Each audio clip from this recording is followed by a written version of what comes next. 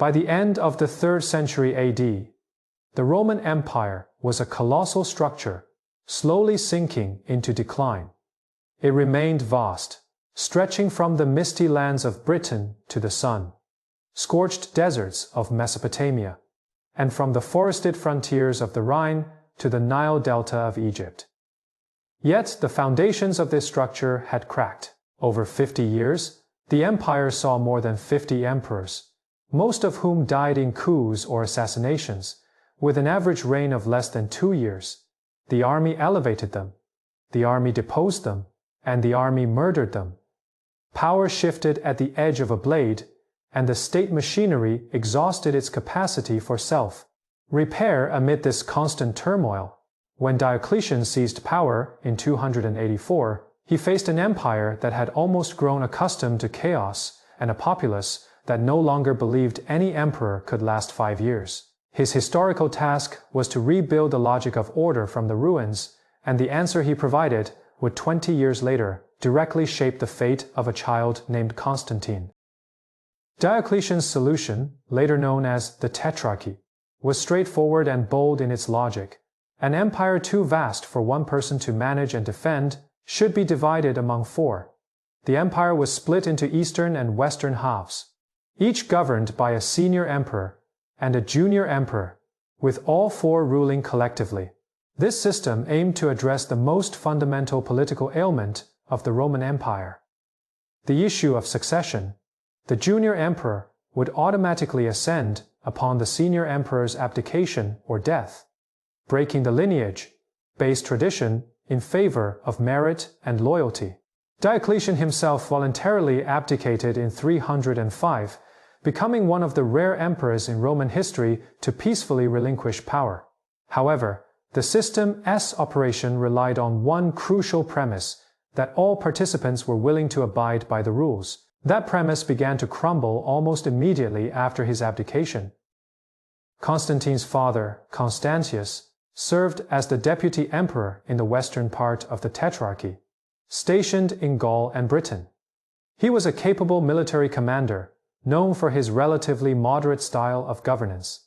During the Great Persecution of Christians, he deliberately reduced the intensity of persecution in the western regions, a detail that would later become a crucial element in the narrative of his son as political legitimacy.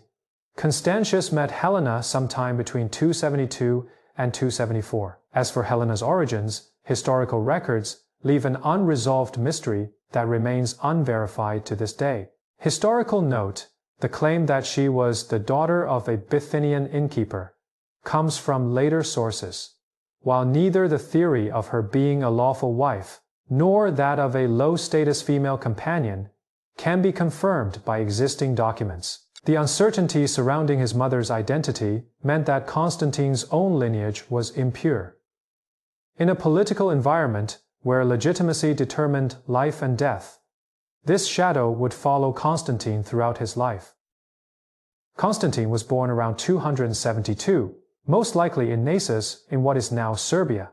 His childhood was spent in a precarious state of privilege. His father was a deputy emperor, and as the son of a deputy emperor, he was allowed to hover on the fringes of the empire as highest circles of power. However, he was born out of wedlock, which forever barred him from truly standing at the center of those circles. Around 293, Diocletian demanded that Constantius send Constantine to the eastern court, ostensibly to receive the best education. But in reality, he was held as a hostage, a guarantee of Constantius' loyalty. The young Constantine spent his most formative years in Nicomedia, where, within Diocletian's court, he observed how power was wielded, displayed, defended, and stripped away. These years as a hostage were the most important political school of his life. The court of Nicomedia was the most concentrated display of imperial power. Diocletian, a ruler with a keen sense of spectacle, introduced numerous Eastern elements into court rituals. Subjects were required to prostrate themselves in audience.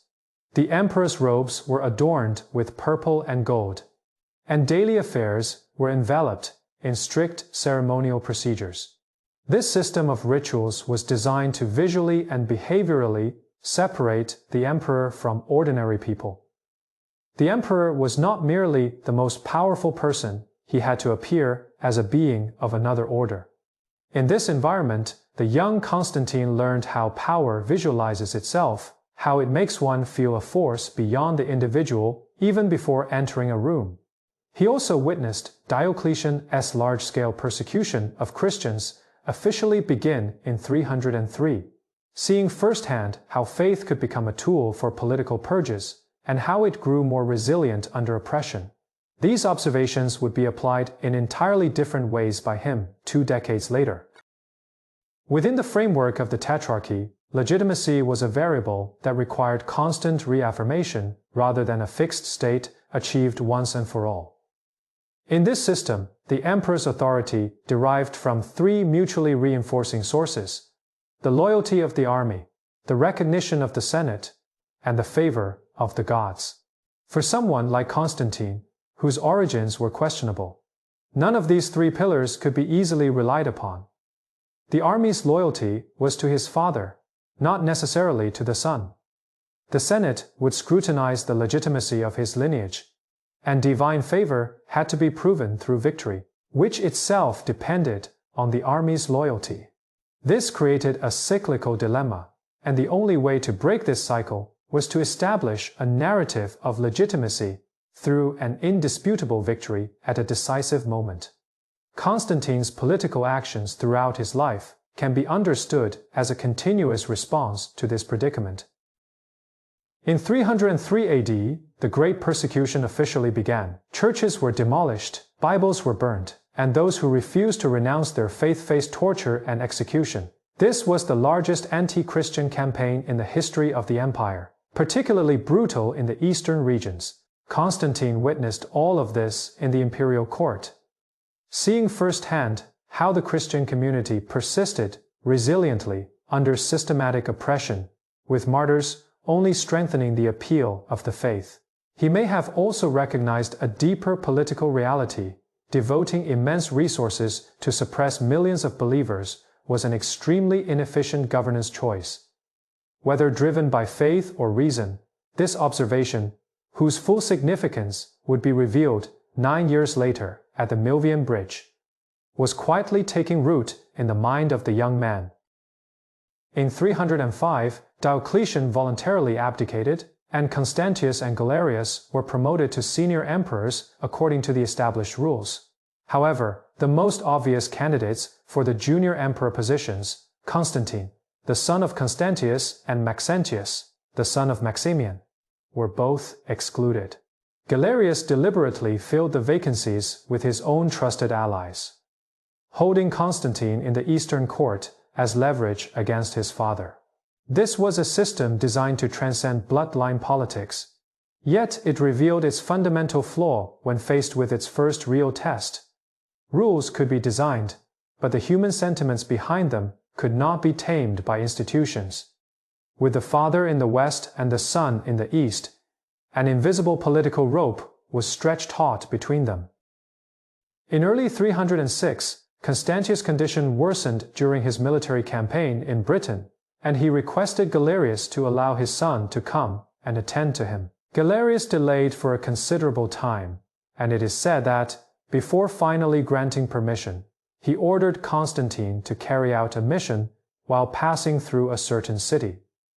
Attempting to set a trap to eliminate this potential threat, the details of how Constantine detected and avoided this trap vary greatly across historical accounts.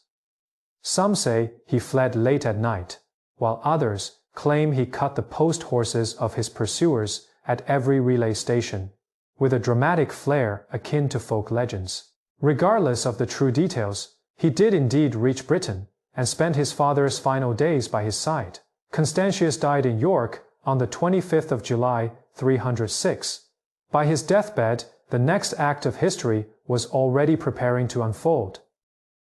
The news of Constantius's death spread rapidly among the legions in Britain. For years, these troops had harbored a genuine emotional loyalty toward him, and upon his death, that loyalty began seeking a new object. According to protocol, the successor was to be nominated by Galerius. In the East, but the logic of an army has never been dictated by rulebooks. In some historical accounts, it was the barbarian chieftain Crocus who first shouted the name of Constantine. This detail may not be entirely accurate, but it captures the essence of the moment. A transfer of power that defied all institutional designs was accomplished simply and irreversibly, amid the cheers of an army.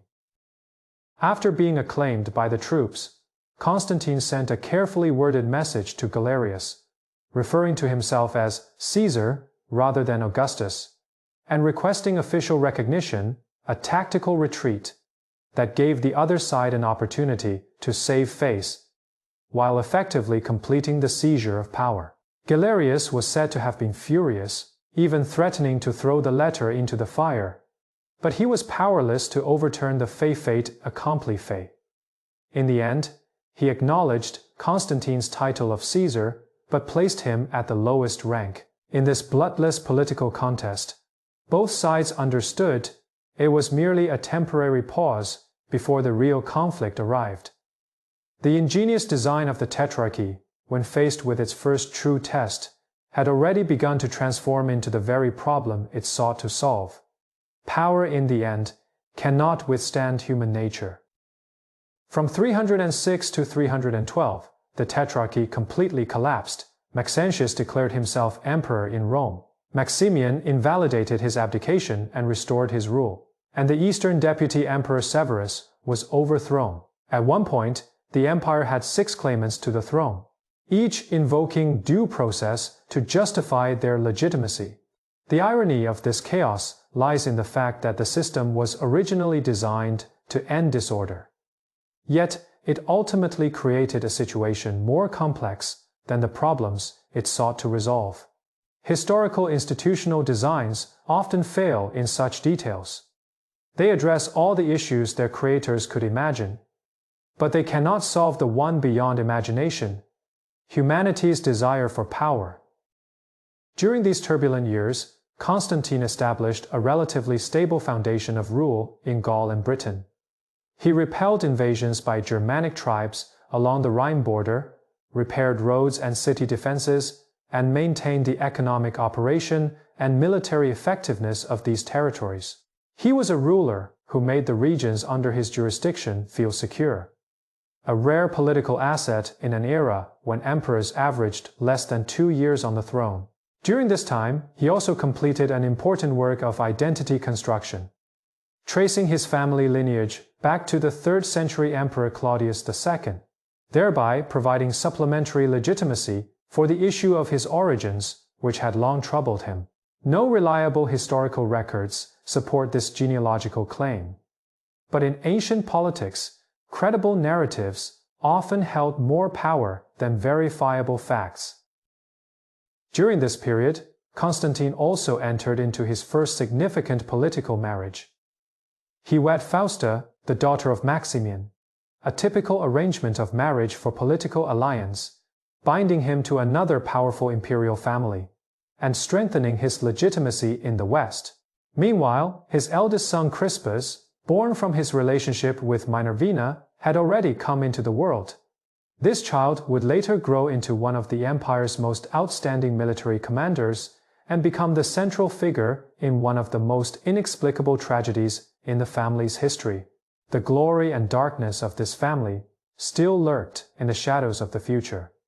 The fragments of the empire awaited a pair of hands to piece them back together. And the one who would wield those hands was still in the process of forging himself. The army's cheers outside York in 306, viewed through the long lens of history, represent an intensely compressed moment. It shattered an institutional design, ignited a multi-factional melee that would rage for 6 full years, and ultimately propelled a man to a position that would fundamentally reshape the Eurasian civilizational landscape over the next 3 decades. Yet, in that very moment, no one could foresee any of this. Those who witnessed it saw merely another military proclamation, another imperial claimant, another prelude to civil war within the empire.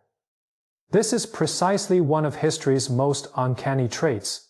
The most pivotal moments often appear insignificant as they unfold.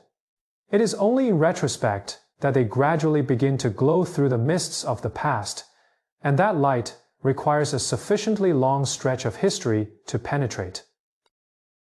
The fragments of an empire will eventually find their assembler, but the cost of reassembly is never borne by the fragments themselves. On the lands destined to be unified, millions of ordinary people live: farmers, merchants, soldiers, priests, Christians, polytheists, unaware that a young man proclaimed outside the city of York will rewrite the fundamental rules of their lives over the next 30 years. The grand narratives of history always draw their fuel from the daily lives of these unknowing individuals.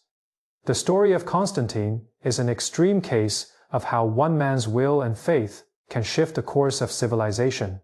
Yet, at the heart of this story lies an unavoidable question. When an emperor believes he is chosen by God, is he serving a higher power, or does that higher power begin to serve him? This question runs through the entirety of this film, and indeed through the entirety of human history.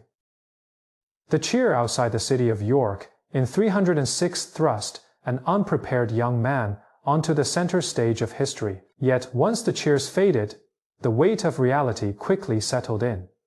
What Constantine held was merely a small piece of territory in the northwest corner of the empire, an army loyal to his deceased father, and a title that held almost no legitimacy in the eyes of Galerius. The rest of the empire, millions of square kilometers of land, dozens of provinces, and millions of tax-paying citizens, remained in the hands of others. His inherent lack of legitimacy meant he could not afford to wait, to consolidate, or to rely on time to naturally wear down his opponents. He had to write his own legitimacy through action, and in that era, action had only one ultimate language: victory. These 6 years of civil war were the crucial leap through which Constantine transformed himself from a regional warlord into a contender for the entire empire, as well as the crucible in which his political character and military style were ultimately forged. Upon inheriting his father's territories, Constantine first faced the most fundamental test of survival: whether he could hold the borders along the Rhine and in Britain.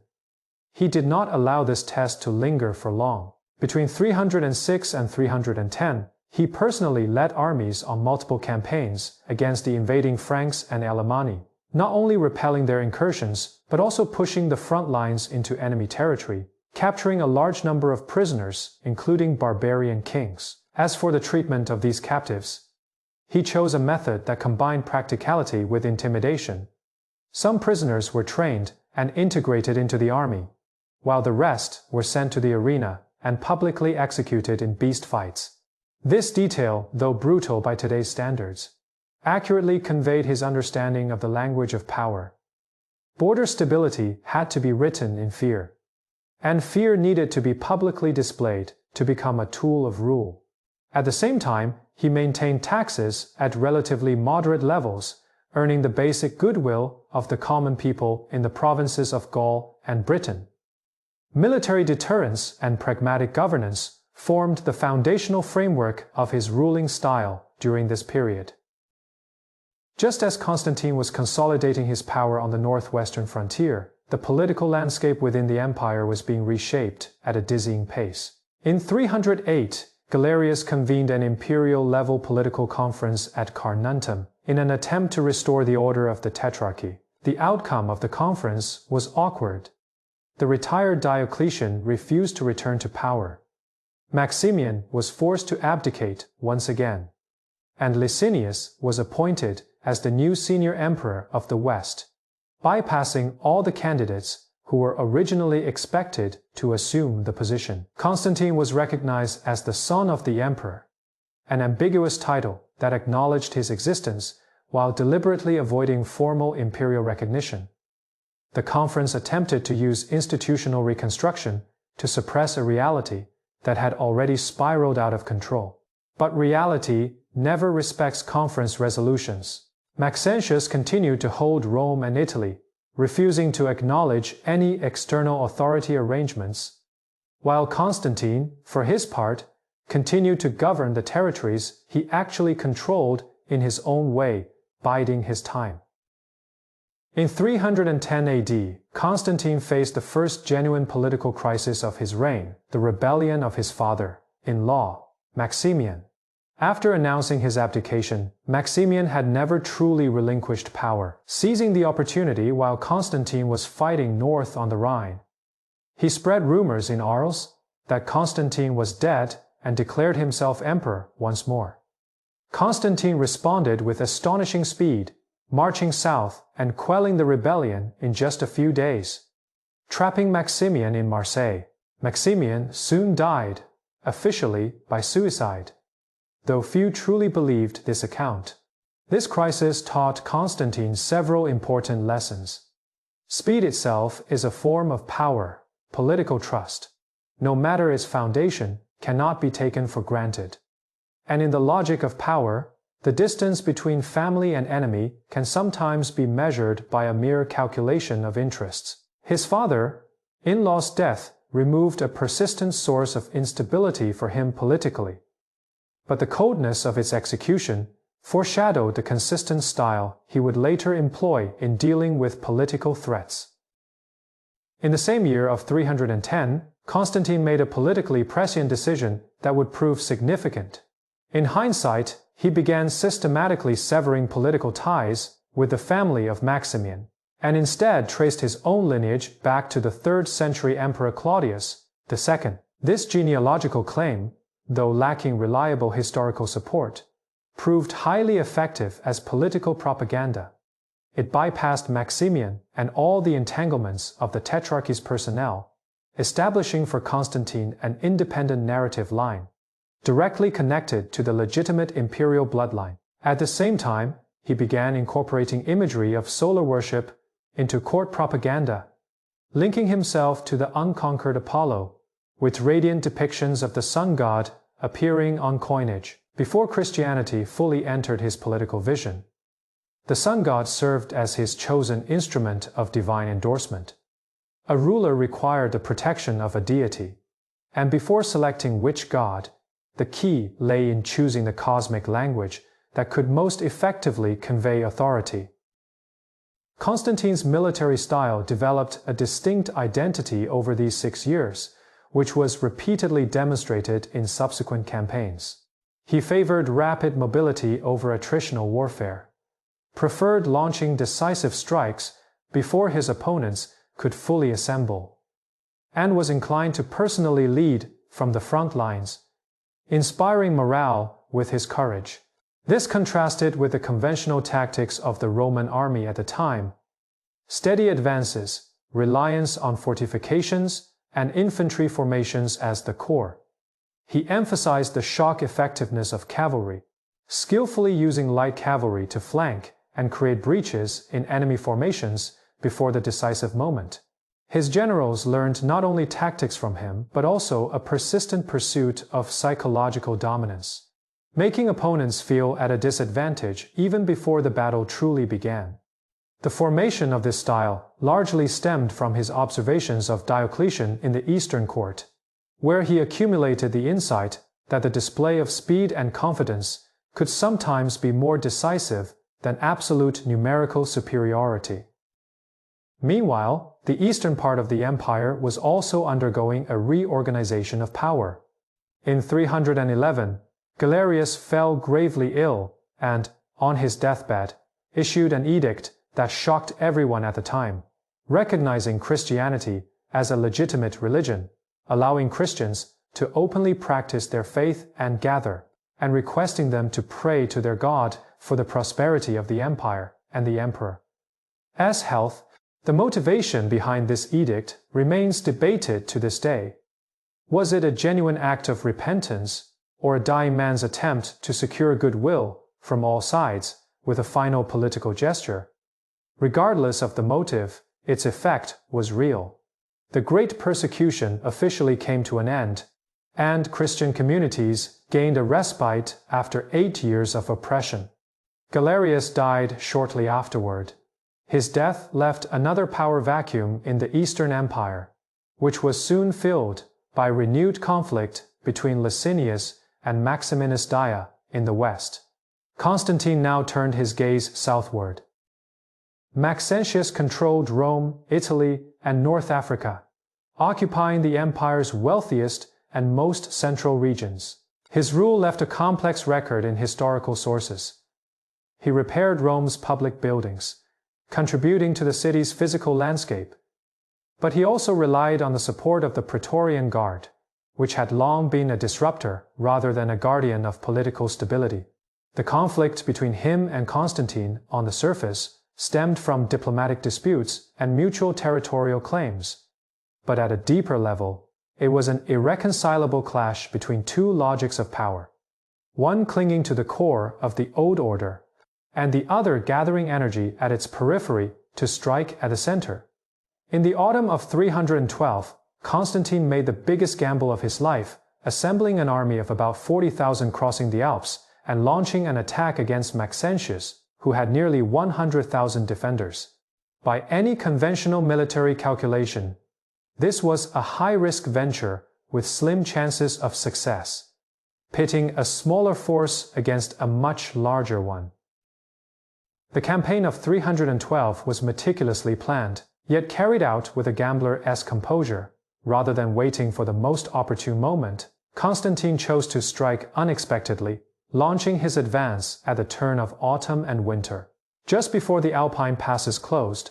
Leaving his opponent no time to complete defensive preparations, he led his forces over the Susa Pass, defeated Maxentius's cavalry vanguard near Turin, and then advanced to Milan. Cities in northern Italy along his route surrendered one after another, either willingly submitting or accepting reality after token resistance. This snowballing advance represented not only a series of military victories, but also an accumulation of political legitimacy. Each surrendering city declared through action that this man from the north was worth following. During this period, Constantine's army maintained strict discipline, deliberately avoiding plundering civilians, a stark contrast to the common behavior of armies in Roman civil wars at the time, which earned him the basic trust of the people along his route. During the march, Constantine faced not only military challenges, but also a more subtle psychological battlefield: how to maintain faith in ultimate victory within his own army. The fact that he was outnumbered was evident to all. The soldiers knew what they were doing and understood the consequences of failure. In such circumstances, the commander's personal conviction would permeate the entire army's morale in an indescribable yet palpable way. Historical records from later periods recount an incident during the march. Constantine claimed to have experienced a divine omen, assuring him of victory under divine protection. Regardless of the specific content or form of this omen, it produced a visible effect within the army. Morale was boosted, and faith in victory was infused with a foundation that transcended pure rational calculation. In the history of warfare, belief has never been merely a psychological phenomenon. It has transformed into tangible outcomes on the battlefield in various ways. Constantine's intuitive understanding of this was one of his most crucial talents as a commander. As autumn deepened in Italy, Constantine's army encountered the fiercest resistance of their campaign at Verona. Rucius, a general under Maxentius, held the city with a strong garrison, leading to several days of intense siege warfare beneath the walls. This battle truly tested the resilience and tactical flexibility of Constantine's forces, no longer relying on swift raids and breakthroughs, but on maintaining discipline and morale in the face of a solid defense. The Battle of Verona ultimately ended with Constantine's encirclement strategy. While completing the frontal siege, he dispatched cavalry to bypass the city, cutting off the defenders' retreat and supply lines, forcing the enemy general to attempt a breakout that ended in his defeat and death. The fall of Verona opened the final gate to Rome. At this point, Maxentius faced a ruler's most unavoidable choice: to remain in the city, hoping his opponent would wear down from a prolonged siege, or to march out and engage to preserve military initiative. He chose the latter, a decision that would end everything for him at the Milvian Bridge. In late the 3rd of October 12, Maxentius marched out of Rome, leading his troops northward to confront the enemy. He chose to deploy his forces along the Tiber River near the Milvian Bridge, a decision that carried significant tactical risks. With the Tiber at their backs, retreat routes were limited. If the battle line collapsed, a river crossing during retreat would spell disaster. Historical records offer varying explanations for this choice. Some suggest he was guided by an oracle, others that he overestimated the combat effectiveness of his Praetorian Guard, and still others that he believed his opponent's supply lines were overextended, and that holding the line would reverse the situation. Regardless of the true reason, this decision strategically placed him in an extremely disadvantageous position, with the Tiber behind them and pontoon bridges connecting the banks. A collapse of the front would turn the retreat route for tens of thousands into a deadly corridor. Before the battle, both sides sought protection and omens from their respective deities. Maxentius's oracle rituals are documented in historical records, while on Constantine's side, the legendary decisive vision is said to have appeared during these very days. Two armies, under the protection of two different gods, awaited the opening of a battle that would reshape the fate of the empire, shrouded in the mist of dawn. The end of the 6-year civil war awaited two armies in the morning fog of the 28th of October, 312, when Constantine's cavalry struck the flank of Maxentius's horsemen in the opening phase of the battle. When the enemy cavalry collapsed and spread the chaos of their rout to the infantry lines, and when Maxentius's forces began retreating toward the Tiber, what occurred in that moment was not merely the outcome of a single engagement, but a decisive reshaping of the entire power structure of the Western Empire. The detailed tactical record of this battle has not survived in historical sources. What we know more of are its results and its symbolic significance. Maxentius fell into the Tiber in the chaos, drowning behind the battlefield he himself had chosen. His head was then displayed on a spear and paraded into Rome, declaring the end of an era through an ancient victory ritual. At this moment, Constantine was only one city away from becoming the sole master of the entire Western Empire.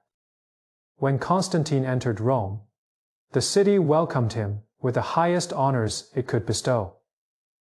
The Senate declared him the first emperor, and the cheers of the public echoed through the forum. The city's oldest institutions acknowledged this new ruler from the north in the most traditional manner. Yet Constantine did something that took everyone by surprise. He did not follow the customary practice after Civil War victories by ascending the Capitoline Hill to offer sacrifices at the Temple of Jupiter. It was a subtle yet powerful political gesture. He did not publicly declare his faith in Christianity, but neither did he perform the ritual that would have most clearly signaled his adherence to the old religious system.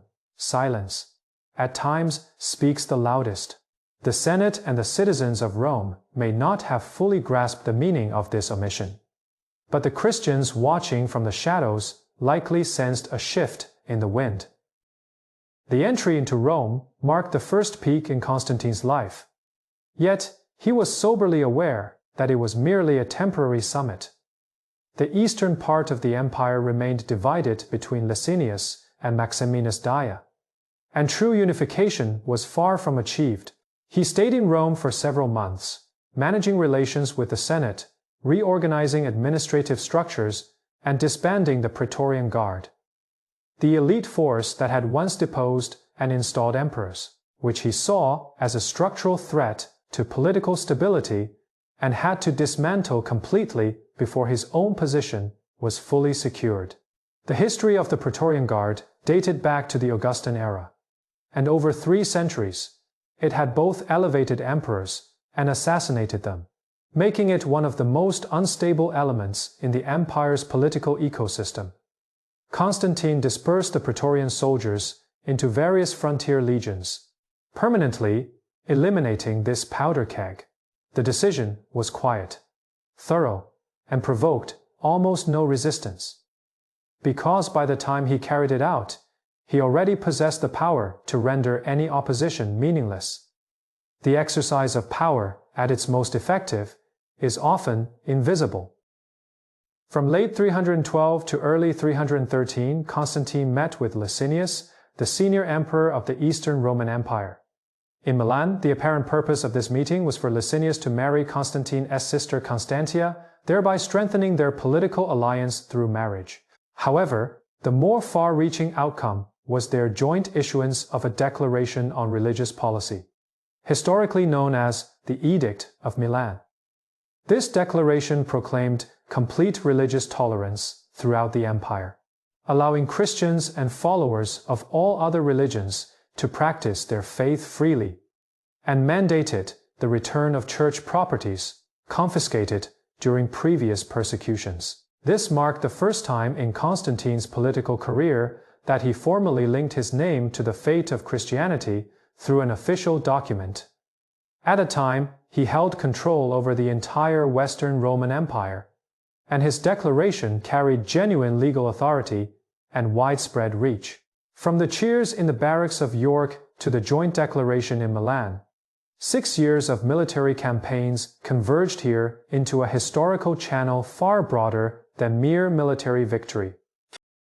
6 years of civil war transformed a Caesar barely acknowledged in York into a true power controlling the Western Empire.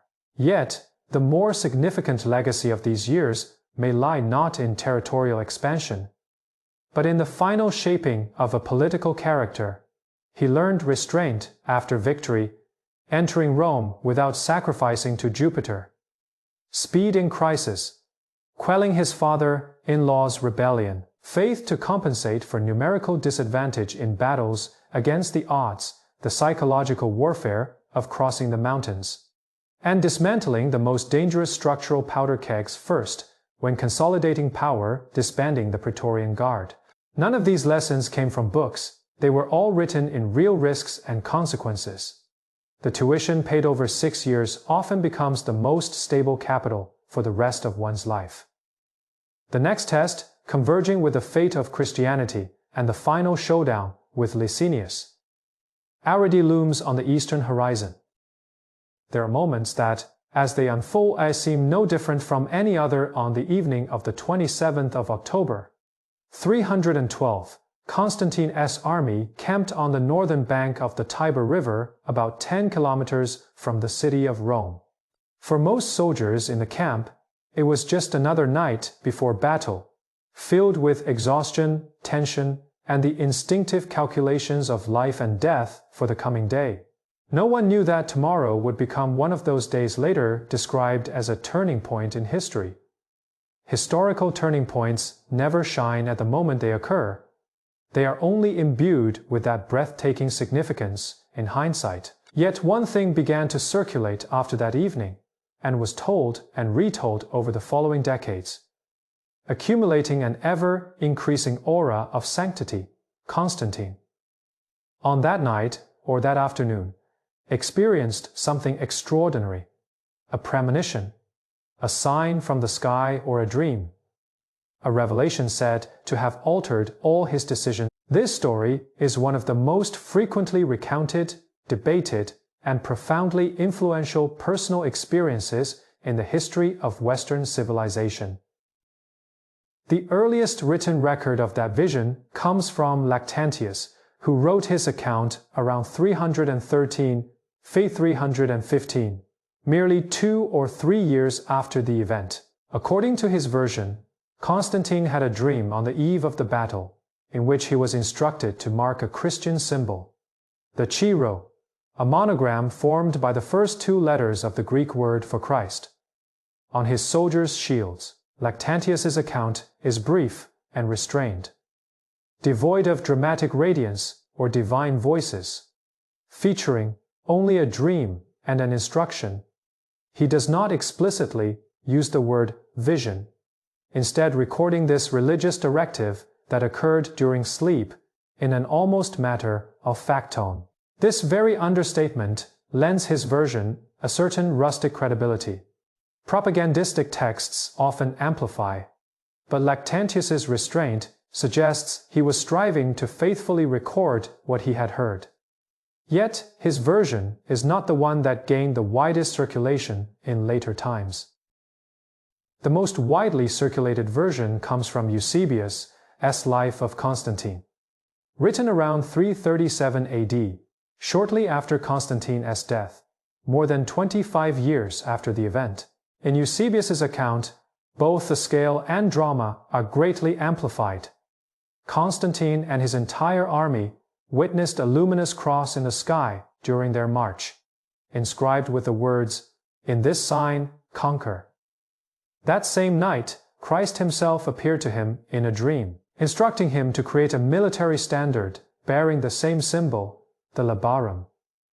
Eusebius also claimed that he heard this directly from Constantine himself, who swore an oath to its truthfulness. The differences between the two versions are not merely matters of detail, but represent two entirely distinct levels of sacred narrative. Beyond these two versions, modern historians have proposed a third interpretive framework, the theory of political construction. According to this interpretation, the vision before the Milvian Bridge, regardless of whether its original core contained some genuine personal experience, underwent systematic political processing. Constantine needed a narrative to explain his alliance with Christianity. Why Christianity and not other gods?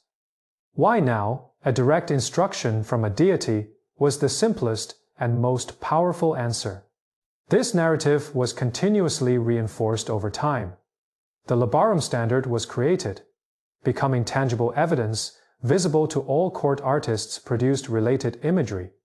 Church historians incorporated it into the grand framework of providential history. The more a story is told, the closer it becomes to fact. Not because it is more truthful, but because it becomes inseparably embedded in the way people understand reality. This is the logic that narratives of power follow across all eras. However, the theory of political construction also has its limitations. While it can explain the mechanisms behind the formation of narratives, it struggles to completely dismiss the existence of some original experience. Under highly stressful conditions, humans indeed experience various abnormal perceptions.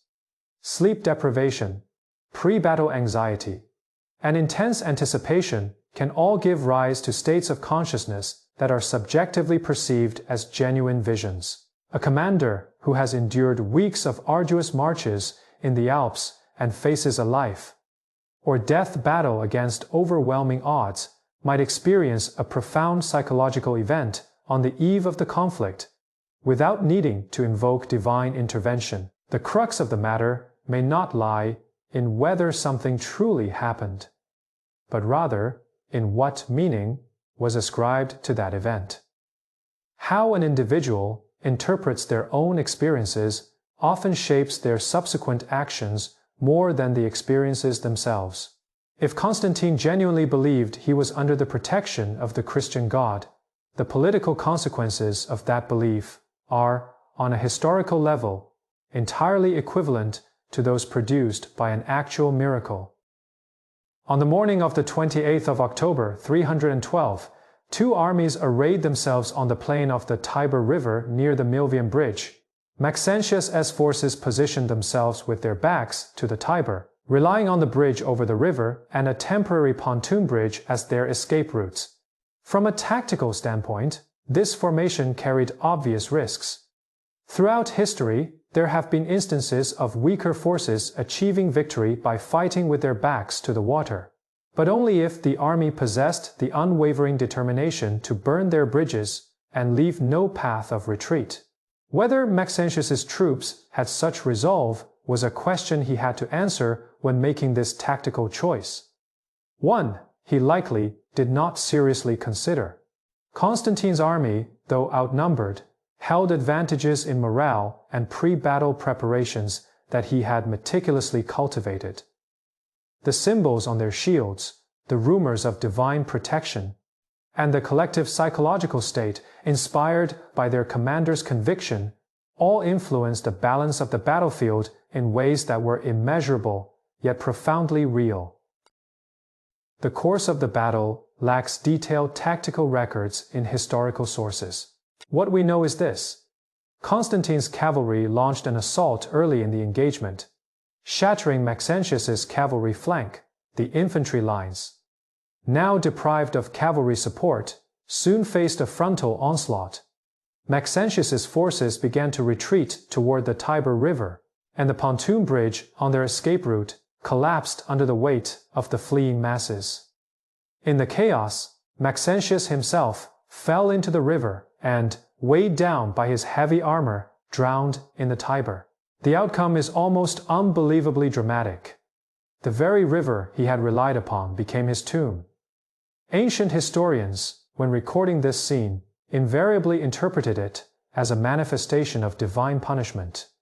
The man who chose to deploy his army with the river at his back, turning his escape route into a dead end, was consumed by his own decision. Regardless of the theological interpretation, the cost of this tactical blunder was real, total, and irreversible. The head of Maxentius was retrieved, impaled on a spear, and paraded into Rome alongside Constantine's army. This ancient victory ritual carried a clear political message in Roman tradition. It was not merely a humiliation of the enemy, but a declaration to all onlookers. The conflict was over, and the cost of questioning this outcome could be plainly seen on that spear. Roman citizens flooded the streets to welcome the victor, and the Senate bestowed the highest honors upon their new master. Yet, beneath the surface of this triumphant procession, there was an unusual omission. According to Roman custom, a victorious general, upon entering the city, was expected to ascend the Capitoline Hill to offer sacrifices to Jupiter, the guardian deity, in gratitude for the divine gift of victory. Constantine did not do this. He bypassed the Capitoline Hill, never approaching the temple of Jupiter. This omission, perhaps noticed by only a few at the time, was the first tangible signal of all his subsequent religious policies. Upon entering Rome, Constantine did another thing that was equally remarkable for its time. He commissioned the construction of a triumphal arch to commemorate the victory at the Milvian Bridge. This arch still stands today beside the Roman Colosseum and is one of the best preserved Roman triumphal arches in existence. The inscription on the arch states that Constantine achieved victory through divine inspiration, instinctu divinitatis, and greatness of spirit. The choice of wording is so intriguing that scholars have repeatedly analyzed it.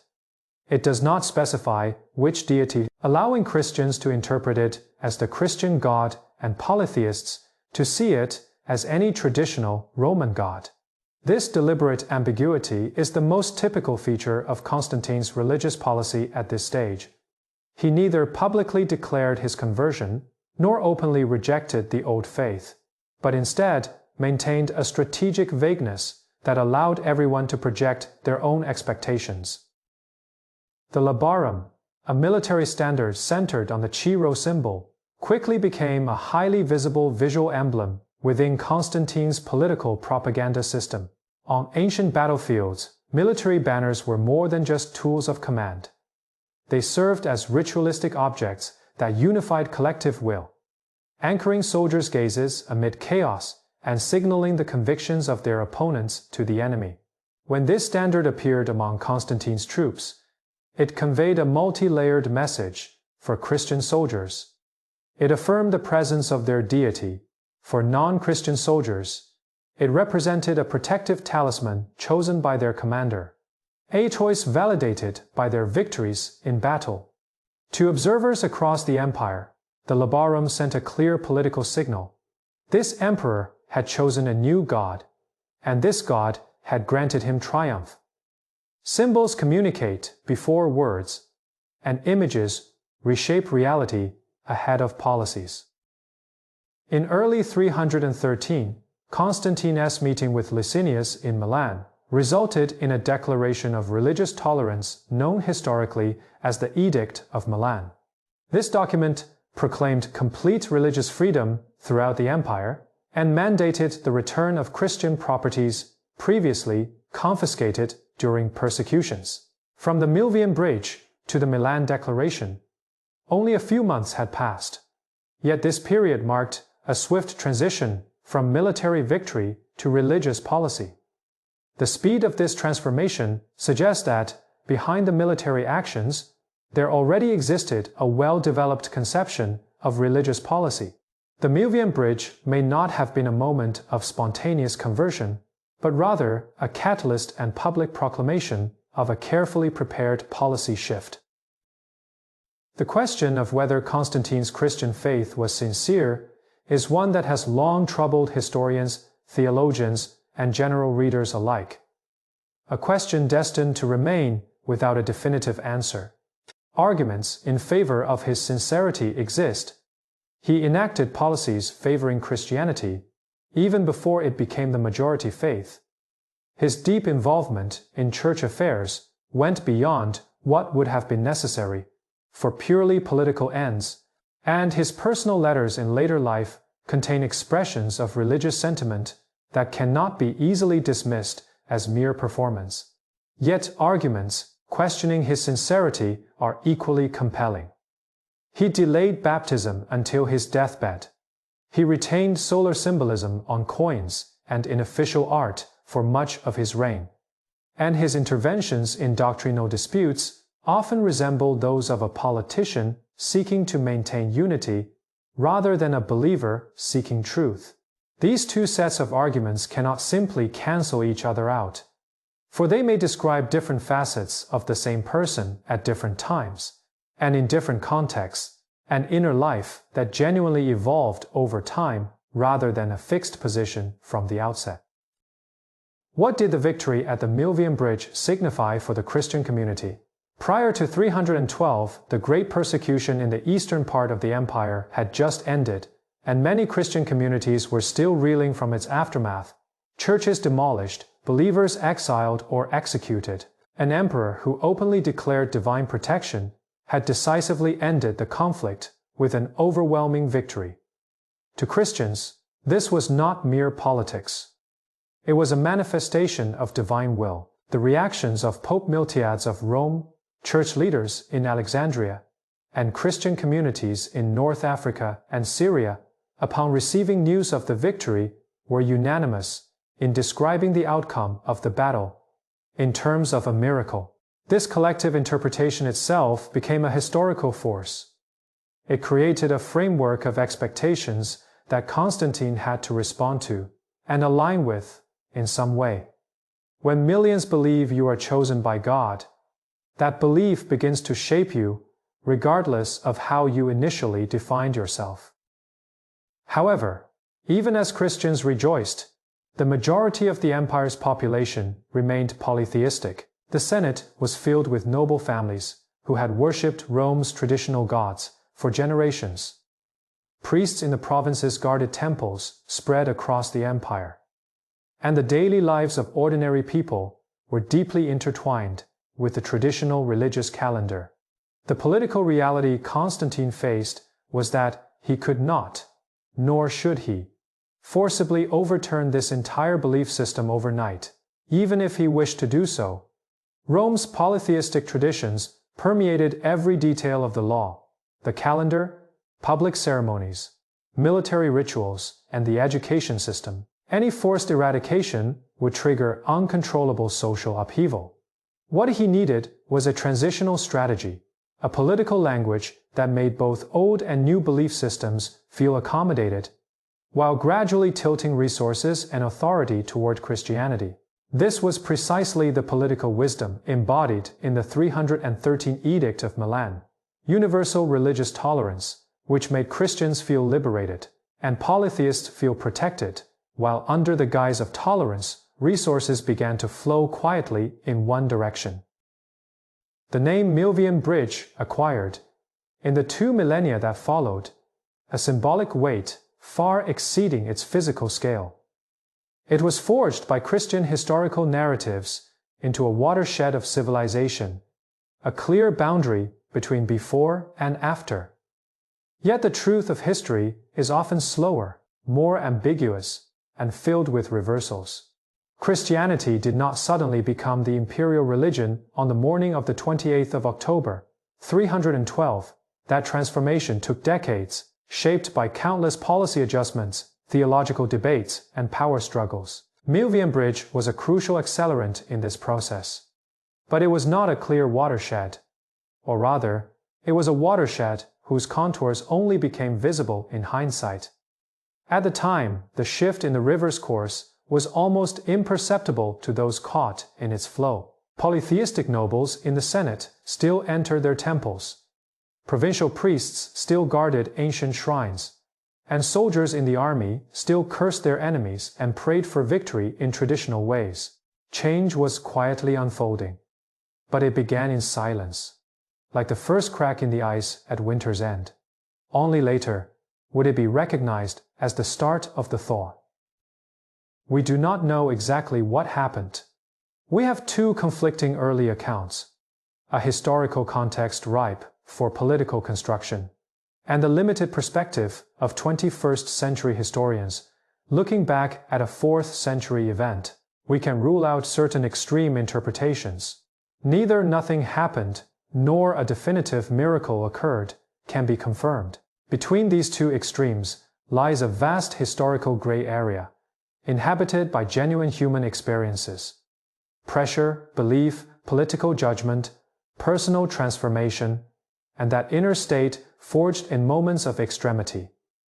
That eludes full capture by language, history, by honestly acknowledging its own limitations, often comes closer to truth than false certainty. The most honest way to tell this story is to present that gray area as it is, rather than painting it over with any single color. But regardless of what truly happened that night, its consequences were certain, measurable, and profound enough to continue shaping our world to this day. The army that carved symbols on their shields won the battle. The emperor who entered Rome but bypassed the temple of Jupiter. The declaration of religious tolerance signed in Milan. The ruler who began building churches across the empire, providing land and funds to the church. All these form a clear and traceable chain of historical causality. Whether the spark that set this chain in motion was divine revelation, a genuine conversion of faith, or a calculated political maneuver, or perhaps a blend of all 3 in a way we can no longer disentangle. The historical energy it unleashed altered the course of human civilization. This is an enduring lesson history offers us. The scale of change is not necessarily proportional to the initial spark that sets it in motion. Tolerance is a policy, yet it is rarely just that. When the Edict of Milan in 313 proclaimed religious tolerance across the empire, Christian communities felt more than a mere change in legal status. They experienced a historic affirmation of lives that had endured oppression for generations. For the first time, church doors could be opened wide instead of locked tight. Worship could be held in daylight rather than in basements. And faith could be spoken of openly instead of whispered in secret. The sense of liberation, of emerging from darkness into light, was a human experience. No policy document could fully capture, yet the very word tolerance conceals a historical question left unresolved. It granted Christianity the right to survive, but not the right to define what it would become. Who would define orthodoxy? Who would judge heresy? Who would decide how this liberated religion should appear in the public life of the empire? These questions would be answered in the following decade in ways no one could have anticipated. Following the Milan Declaration, Constantine's substantive support for the Church unfolded with astonishing speed and scale. He donated land, buildings, and substantial funds to the church, constructing the Lateran Basilica in Rome, authorizing the building of the Church of the Holy Sepulchre in Jerusalem, and erecting several large churches in Constantinople. These were not symbolic gestures, but genuine transfers of resources. Land generated revenue, buildings provided gathering spaces, and funds supported the livelihoods of the clergy. At the same time, he granted Christian bishops judicial privileges. Their rulings held the same authority as imperial courts when both parties consented.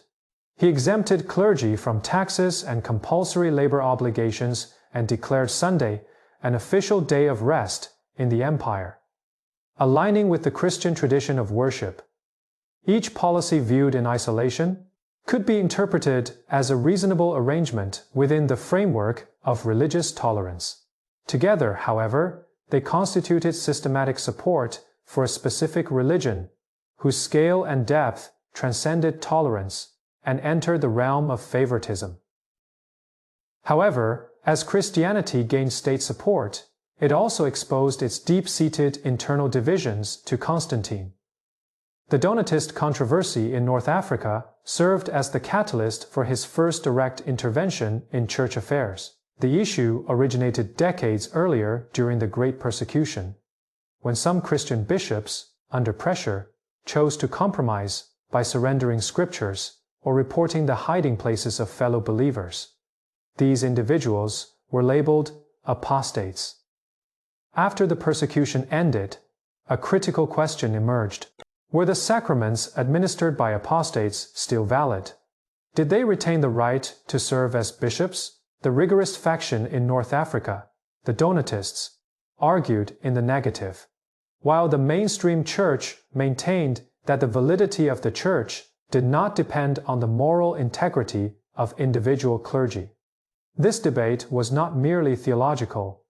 It touched on the very foundation of church authority and the definition of a true Christian community.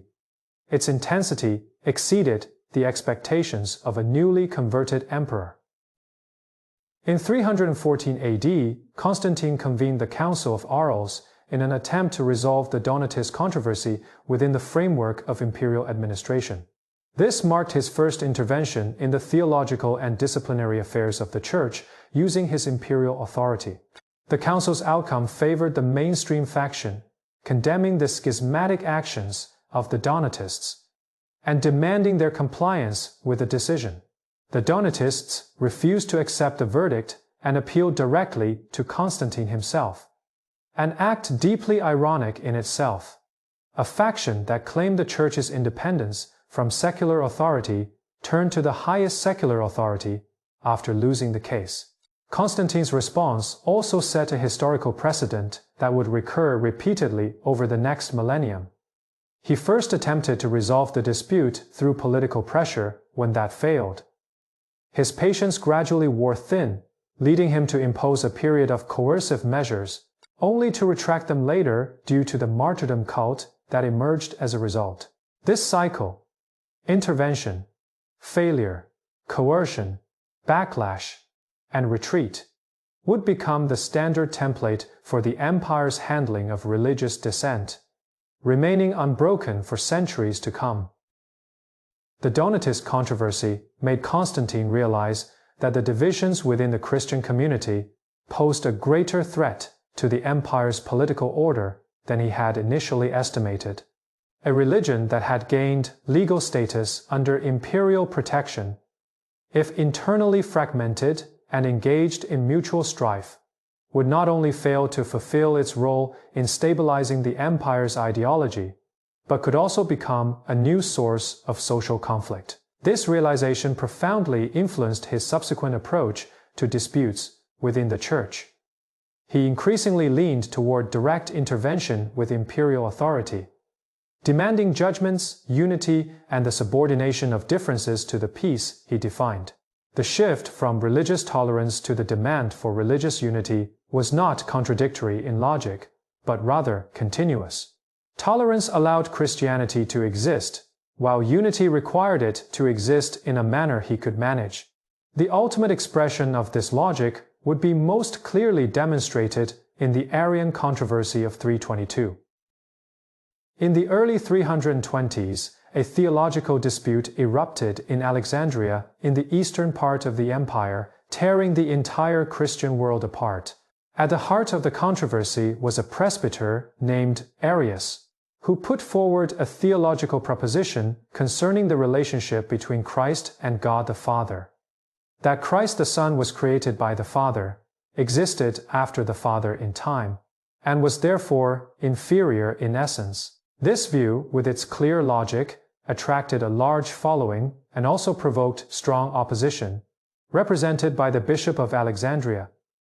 Opponents argued that if Christ was created, he was not fully divine, and the full divinity of Christ was the cornerstone of the entire theology of salvation, unshakable. The dispute spread from Alexandria across the entire empire at an astonishing speed, with bishops debating openly in the streets of various regions, ordinary believers quarreling over theological propositions in the markets, and monks in the desert turning against each other over it.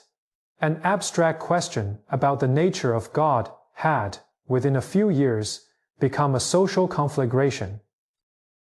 After defeating Licinius in 324 and becoming the sole ruler of the empire, Constantine promptly received a comprehensive report on the Arian controversy. His initial reaction, as recorded in surviving letters, was one of confusion and dismissal. He wrote to Bishop Alexander and Arius, believing it to be a trivial philosophical dispute, and urging both sides to set aside their differences and restore harmony. Historical note: this letter, preserved by Eusebius, is widely accepted as authentic in its wording, though interpretations of its reflection on Constantine's depth of religious understanding are debated. Some view it as evidence of his theological naivety as an outsider, while others see it as the deliberate diplomatic tone of a seasoned politician. He soon realized that this dispute was far from something that could be brushed aside lightly. The Arian controversy touched on the most fundamental questions of Christian theology, with both sides firmly convinced they were defending non-negotiable truths. Any compromise would be seen by both as a betrayal of the truth. This was not a debate that could be resolved by administrative decree.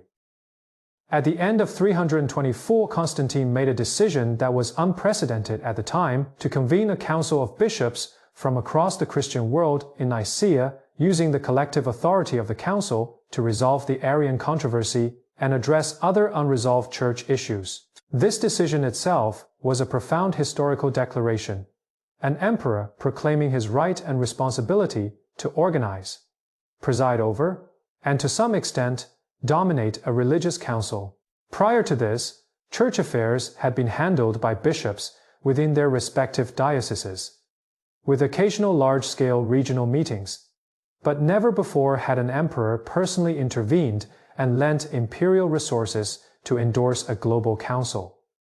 Once this precedent was set, it could not simply be undone. It would evolve into the root of countless church-state conflicts in the Middle Ages and become one of the most contentious institutional legacies in Christian history. In 325, bishops from across the empire arrived in Nicaea one after another. Constantine provided the attendees with free imperial postal services and covered their accommodation and travel expenses, using the empire's material resources to ensure the scale and representativeness of the council. According to records, over 300 bishops attended, hailing from Egypt, Syria, Persia, Greece, Britain, and Gaul, covering nearly the entire geographical scope of the Christian world. Many bore scars from the great persecution, gouged out eyes, severed fingers, and tortured limbs when these individuals entered the emperor's palace and stood face to face with an emperor who hosted them with state resources. The historical weight they carried could not be downplayed by any diplomatic rhetoric. The moment the council opened was itself a historical spectacle, barely a decade after the end of the persecution era. The once persecuted had become honored guests of the empire.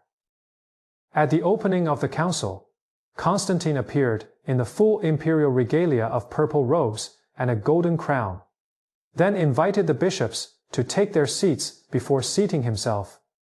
A detail Eusebius specifically recorded because it reversed the usual order of power display. However, this humble gesture could not conceal the deeper power structure at the council. It was convened by the emperor, held in the emperor's palace, funded by the emperor, and aimed to produce the outcome the emperor desired: unity and peace. Constantine did not dominate the theological debates at the council, but his mere presence exerted pressure. When someone with absolute secular authority sits in the room, how much freedom do those discussing truth truly have to speak the truth they genuinely believe? Every participant at the council knew the answer to this question, yet no one would openly voice it. The Council of Nicaea was the first instance in human history where religious truth was adjudicated with the backing of state power, and its outcome would spread throughout the Christian world with the dual authority of Latin and Greek. Yet the room in which it was born was from the very beginning not a space for purely theological discussion. The council lasted approximately 2 months, with its core agenda being the resolution of the Arian controversy. The resulting Nicene Creed explicitly affirmed the theological position that the Son is of the same substance, homoousios, as the Father, directly refuting Arius's claims. The decision was supported by an overwhelming majority in the vote. According to records, only 2 of the over 300 attending bishops refused to sign the final document. However, the reality behind this number is far more complex than the figure itself suggests. It is impossible to discern from historical records how many bishops were genuinely convinced by theological arguments, how many aligned themselves with the emperor's evident preference for a specific outcome, or how many changed their stance under peer pressure. In a room where the emperor was present, no matter how overwhelming the vote count, the fundamental influence of power on its meaning cannot be entirely dismissed. The 2 bishops who refused to sign, Secundus of Libya and Theonas of Ptolemais, were promptly exiled, along with Arius himself. This outcome clearly delineated the boundaries. Theological debate was permitted at Nicaea, but the price of defying the majority decision was direct intervention by imperial authority. The historical impact of the Nicene Creed extends far beyond its specific content as a theological ruling. It established a principle that Orthodox Christian doctrine could be defined and proclaimed by an ecumenical council backed by imperial authority. This principle evolved into a central issue in countless political and religious struggles during the Middle Ages. Who had the authority to convene an ecumenical council? The emperor or the pope? Was the council's authority superior or inferior to that of the Bishop of Rome? There are no simple answers to these questions, but they all trace their origins to the precedent set in that room. In Nicaea, in 325, the fact that a council dominated by the emperor produced a creed recited by Christians worldwide is the most profound footnote to the phrase. Toleration was only the beginning. What truly changed history was not merely allowing Christianity to survive, but the emperor beginning to decide what shape it should take. After Nicaea, the ecumenical council was institutionalized as a tool. Each of the 7 ecumenical councils in Christian history thereafter operated within the framework established by Constantine. Even as the struggle for dominance between emperor and pope persisted throughout, a theological consensus born of political pressure ultimately formed the institutional foundation for Christian orthodoxy over the next 2 millennia. 324 years ago, Constantine implemented religious policies under the co-governance structure of the Eastern and Western Roman Empire, which were constrained by Licinius' stance, as Licinius had shifted to an unfriendly position toward Christians in the later years of his rule. After defeating Licinius, Constantine became the sole ruler of the empire, and the pace of religious policy advancement accelerated accordingly. He began to favor Christians in the appointment of imperial officials. Though the progress was gradual, rather than absolute, he ordered the cessation of public pagan sacrifices across the empire. But enforcement varied by region. He funded Christian education, yet did not close down philosophical schools. This gradualism reflected his clear understanding of the empire's religious reality. Among the population he ruled, Christians remained a minority, albeit a rapidly growing one. Forced and rapid religious unification would have provoked social backlash beyond his capacity to manage. His strategy was to alter the slope of the power balance rather than directly overturn the existing equilibrium. In this gradual transformation, the institutional form of Christianity itself evolved rapidly. The infusion of state resources accelerated the formalization and bureaucratization of the church organization. The boundaries of bishoprics were clearly defined.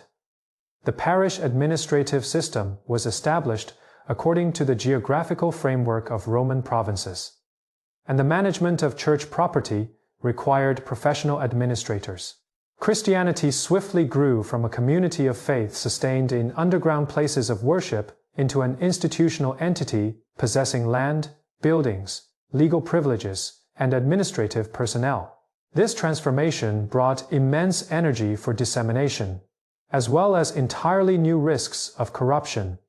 When religious institutions began to accumulate secular power and wealth, the temptations and risks of corruption they faced were fundamentally no different from those of any other secular institution. The institutionalization of Christianity was the greatest gift Constantine bestowed upon it, and also the deepest hidden danger he inadvertently planted.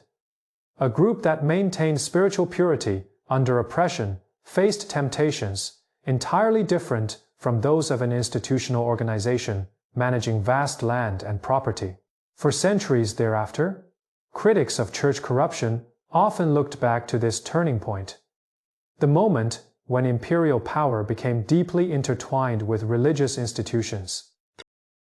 In the 320s, Constantine began constructing the Church of the Holy Sepulchre in Jerusalem, reportedly after his mother Helena discovered the relics of the true cross during her pilgrimage to the Holy Land. While the historical and mythical elements of this narrative are now inseparable, the construction of the Church of the Holy Sepulchre itself is a well-documented historical fact, and its scale and investment were unprecedented at the time.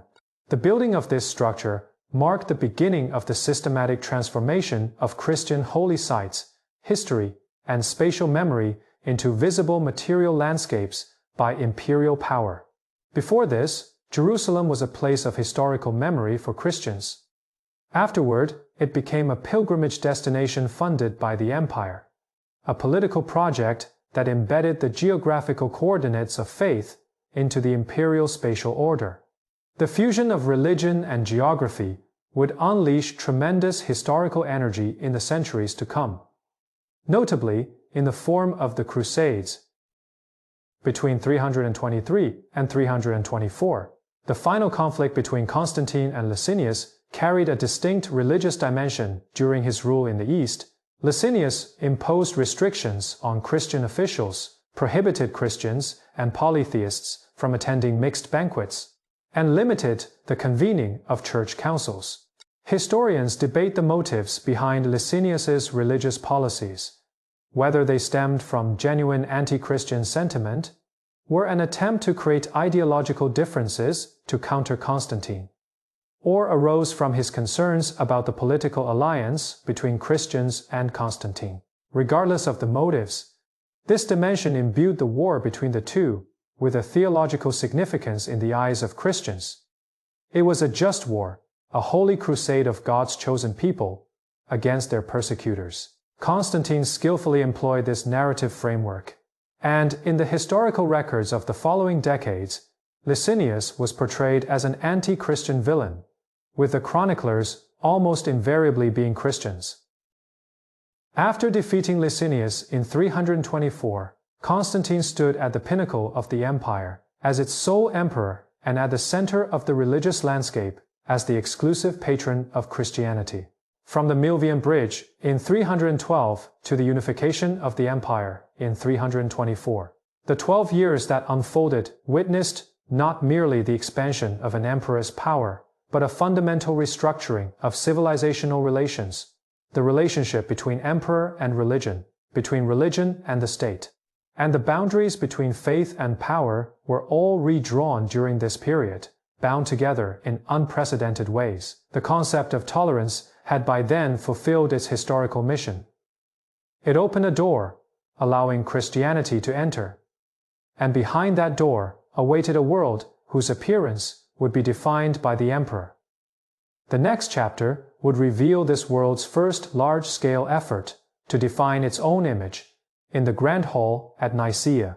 But before entering that hall, it is worth pausing to grasp the full weight of these 11 years. The empire's religious policy was fundamentally rewritten, and a new model of the relationship between power and faith was established. Rarely in history have 11 years accumulated such profound and enduring consequences. Tolerance was only the beginning. What truly changed history was not merely allowing Christianity to survive, but the emperor's decision to shape its future in the summer of 325. This proposition found its first and most profound expression in Nicaea, when over 300 bishops gathered in this small town from all corners of the empire. They believed they were there to discuss theology. And indeed, they did discuss theology, and with great seriousness. But what the council truly decided went far beyond a theological proposition about the nature of Christ. It determined who had the authority to define theology, whose voices would be counted in the process, whose dissent would be recorded as heresy, and where the authority behind this entire process originated. The answers to these questions were first clearly written down in Nicaea in 325, and have since been invoked, debated, overturned, and reaffirmed countless times over the following 2 millennia. This was one of the most consequential meetings in human history, not because of what it resolved, but precisely because of what it opened up. The city of Nicaea itself is a thought-provoking choice of location. Situated in Bithynia, Asia Minor, near Nicomedia, the site of Constantine's new court. It offered convenient transportation and a pleasant climate. More importantly, it lacked the political legacy and polytheistic traditions of Rome, the entangled academic factions of Alexandria, and the sectarian historical burdens of Antioch. It was a relatively clean slate, a place not preemptively dominated by any specific religious or political tradition. Choosing to hold a council here was in itself a political judgment. In a neutral location, the emperor could more easily appear as a mediator rather than an ally of any particular side. This posture was crucial to the credibility of the council. Had it been held in Rome, Eastern bishops would have perceived Western bias. Had it taken place in Alexandria, the local associations of Arianism would have raised doubts about fairness among opponents. Of course, this neutrality was relative and carefully constructed. The emperor convened, funded, and presided over the council, and no location's neutrality could offset the fundamental weight of these 3 facts. The main topics of the council had been largely determined before the bishops arrived.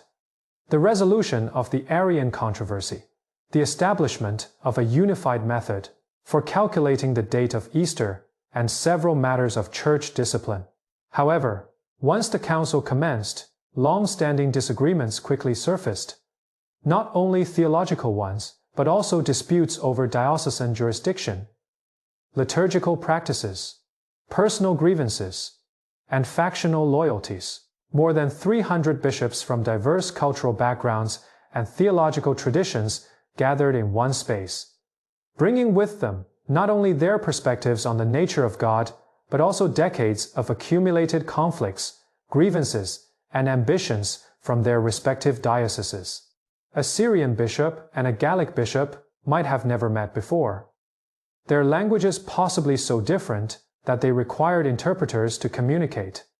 Nicaea was not merely a theological symposium, it was also a grand arena of ecclesiastical politics. Hovering over this arena was the ever-present, unavoidable question: what outcome did the emperor desire?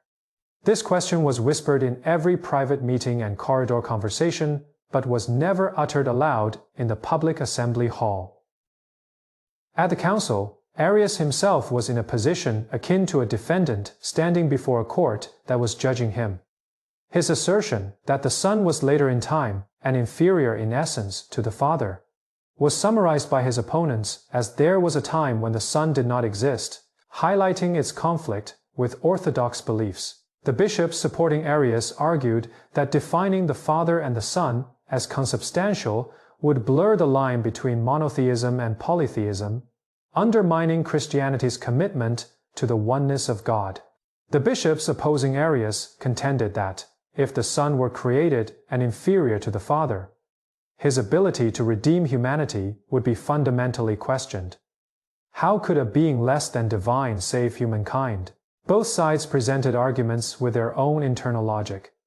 This was not a simple clash of truth versus falsehood, but a conflict between two theological paths, each striving to remain faithful to the core concerns of Christianity. This is precisely why it could not be easily resolved. In this theological debate, one figure played a role that was not prominent at the time, but would become crucial in later history. Athanasius, the young deacon of the Bishop of Alexandria at the Council of Nicaea. He was in his 20s, without voting rights, yet he left a deep impression on all attendees with the clarity and intensity of his arguments. He was one of the staunchest defenders of the homoousios position. In the decades that followed, he would single-handedly resist repeated reversals. The Nicene decision did not permanently end Arianism, and Athanasius was exiled 5 times, giving rise to the Latin phrase, Athanasius contra mundum, Athanasius against the world. His perseverance represented the belief that theological truth should not be determined by political power. A stance that was fundamentally paradoxical within the historical structure of Nicaea.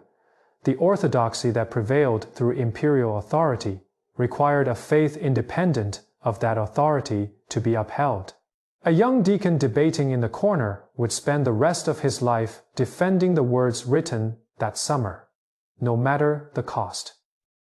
Constantine's role in the proceedings of the council was far more active than the humble demeanor he publicly displayed. He did not personally engage in theological debates, but he continuously influenced the direction of the council through private meetings, public endorsements of specific positions, and hints about outcomes that would satisfy him. The critical turning point occurred when the council reached a deadlock.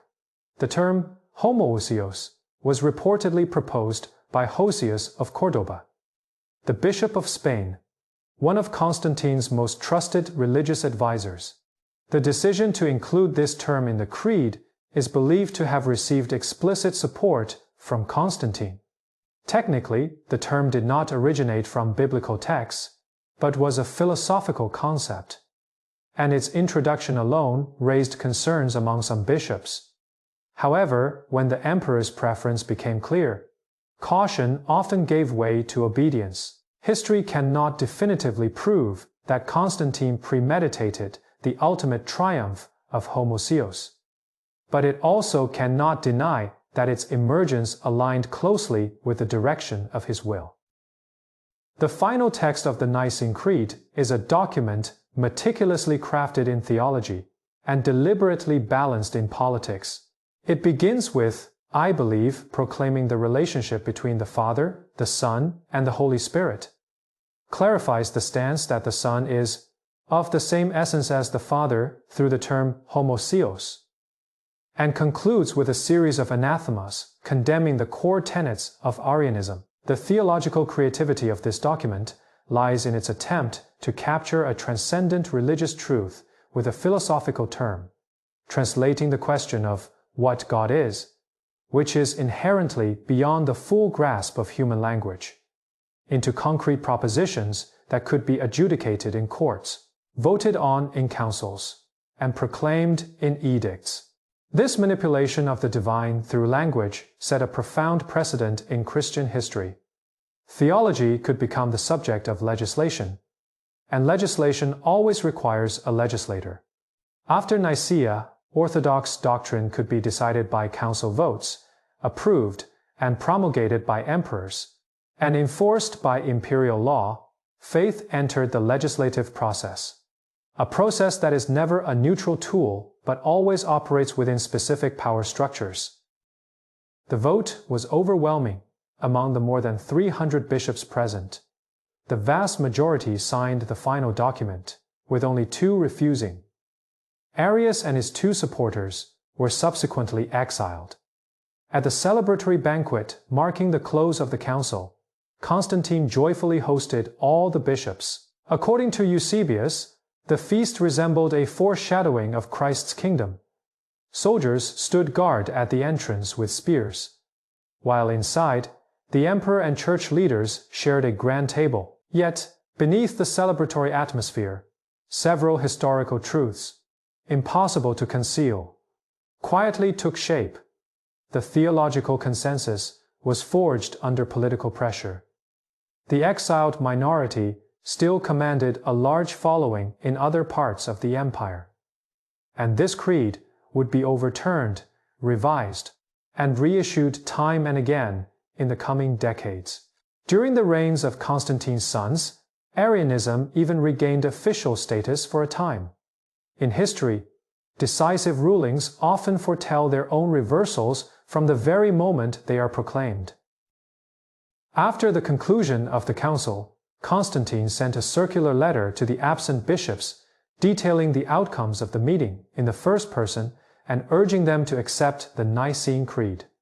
This letter, preserved in the works of Eusebius, reveals through its phrasing how Constantine understood the council. He described the theological consensus as the will of God, the voting results as confirmation of divine revelation, and the expulsion of dissenters as a necessary act to purify the Church. By framing a political process within a sacred narrative, this language placed anyone who questioned the Council's decisions not merely in political opposition, but in theological defiance. You were not opposing the emperor, but the will of God. The establishment of this framework stands as one of Constantine's most perilous legacies to future rulers. When secular authority claims to enact divine will, resistance to power becomes an act of blasphemy. The impact of the Council of Nicaea on the organizational structure of the Church was equally profound.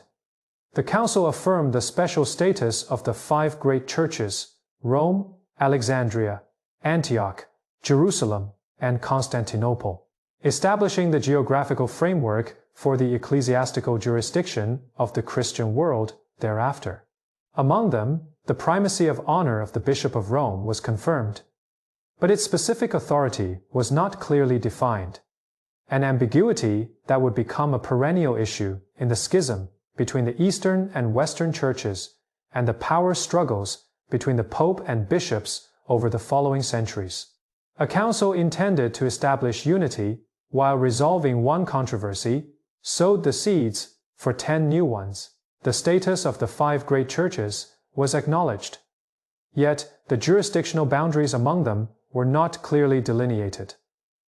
The primacy of honor of the Bishop of Rome was affirmed, but whether primacy meant precedence in honor or superiority in authority was deliberately left ambiguous.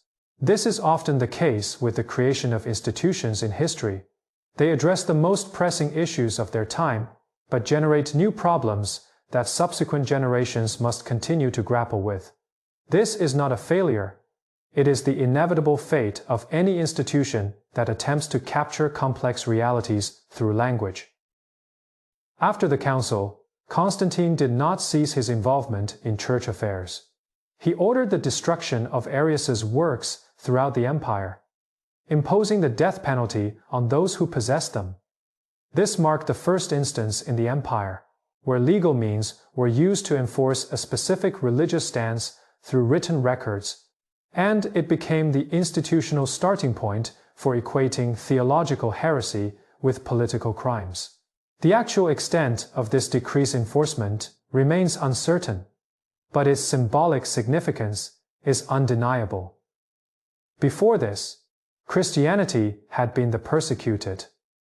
From this point onward, it possessed the tools of persecution. Religious tolerance and religious coercion coexisted within the same institutional framework, serving the same political goal. Unity. The emperor who bypassed the Temple of Jupiter in 312 began, in 325, to define heresy with state power and enforce this definition through exile and the destruction of books from persecuted to persecutor. Christianity underwent a profound transformation of identity in less than 2 decades. From a historical perspective, the formation of the Nicene Creed raises an unavoidable methodological question.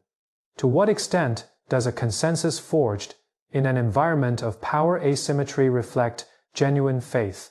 When the overwhelming majority of the 300 bishops chose to sign the document, what did their signatures represent? Authentic theological agreement, pragmatic acceptance of political reality, or a mixture of both in some inseparable proportion? There is no universal answer to this question, as each signing bishop was a specific individual with a unique journey of faith, distinct political judgments, and particular considerations for survival. The complexity of historical events is often obscured by simplified narratives constructed by later generations. Whether such simplifications portray Nicaea as a triumph of the Holy Spirit, or as the crude suppression of religion by imperial politics, the truth lies in the gray area between these two narratives, awaiting those patient enough to dwell there. After Nicaea, the relationship between Constantine and the Church entered a new phase, no longer merely that of protector and protected, but closer to collaborators, though their positions within this partnership were never equal. He continued to construct churches on a large scale, channel resources to the Church, and endorse its judicial privileges with imperial authority. Yet, he also persisted in judging church affairs by the standards of an emperor rather than a theologian. Schism was what he could least tolerate. Unity was what he most desired to achieve. And theological right and wrong often took a backseat to these two priorities. This order of priorities led him to make multiple compromises with the Arians even after Nicaea, and in his later years, he even allowed Arius himself to return to the Church, not because he had changed his theological stance, but because he consistently placed peace above orthodoxy. The fact that a politician and a theologian, faced with the same reality, could arrive at vastly different judgments is itself the most crucial key to understanding the relationship between Constantine and the Church. Historical evaluations of the Council of Nicaea have diverged dramatically across eras and perspectives, which itself stands as the best testament to its significance. For the Orthodox tradition, Nicaea is a historical witness to the Holy Spirit's work within the Church, a foundational moment for Orthodox faith, and a triumph of divine truth over error. For Protestant reformers, it marks the beginning of the Church's institutional corruption, and the first instance of imperial power tainting pure faith.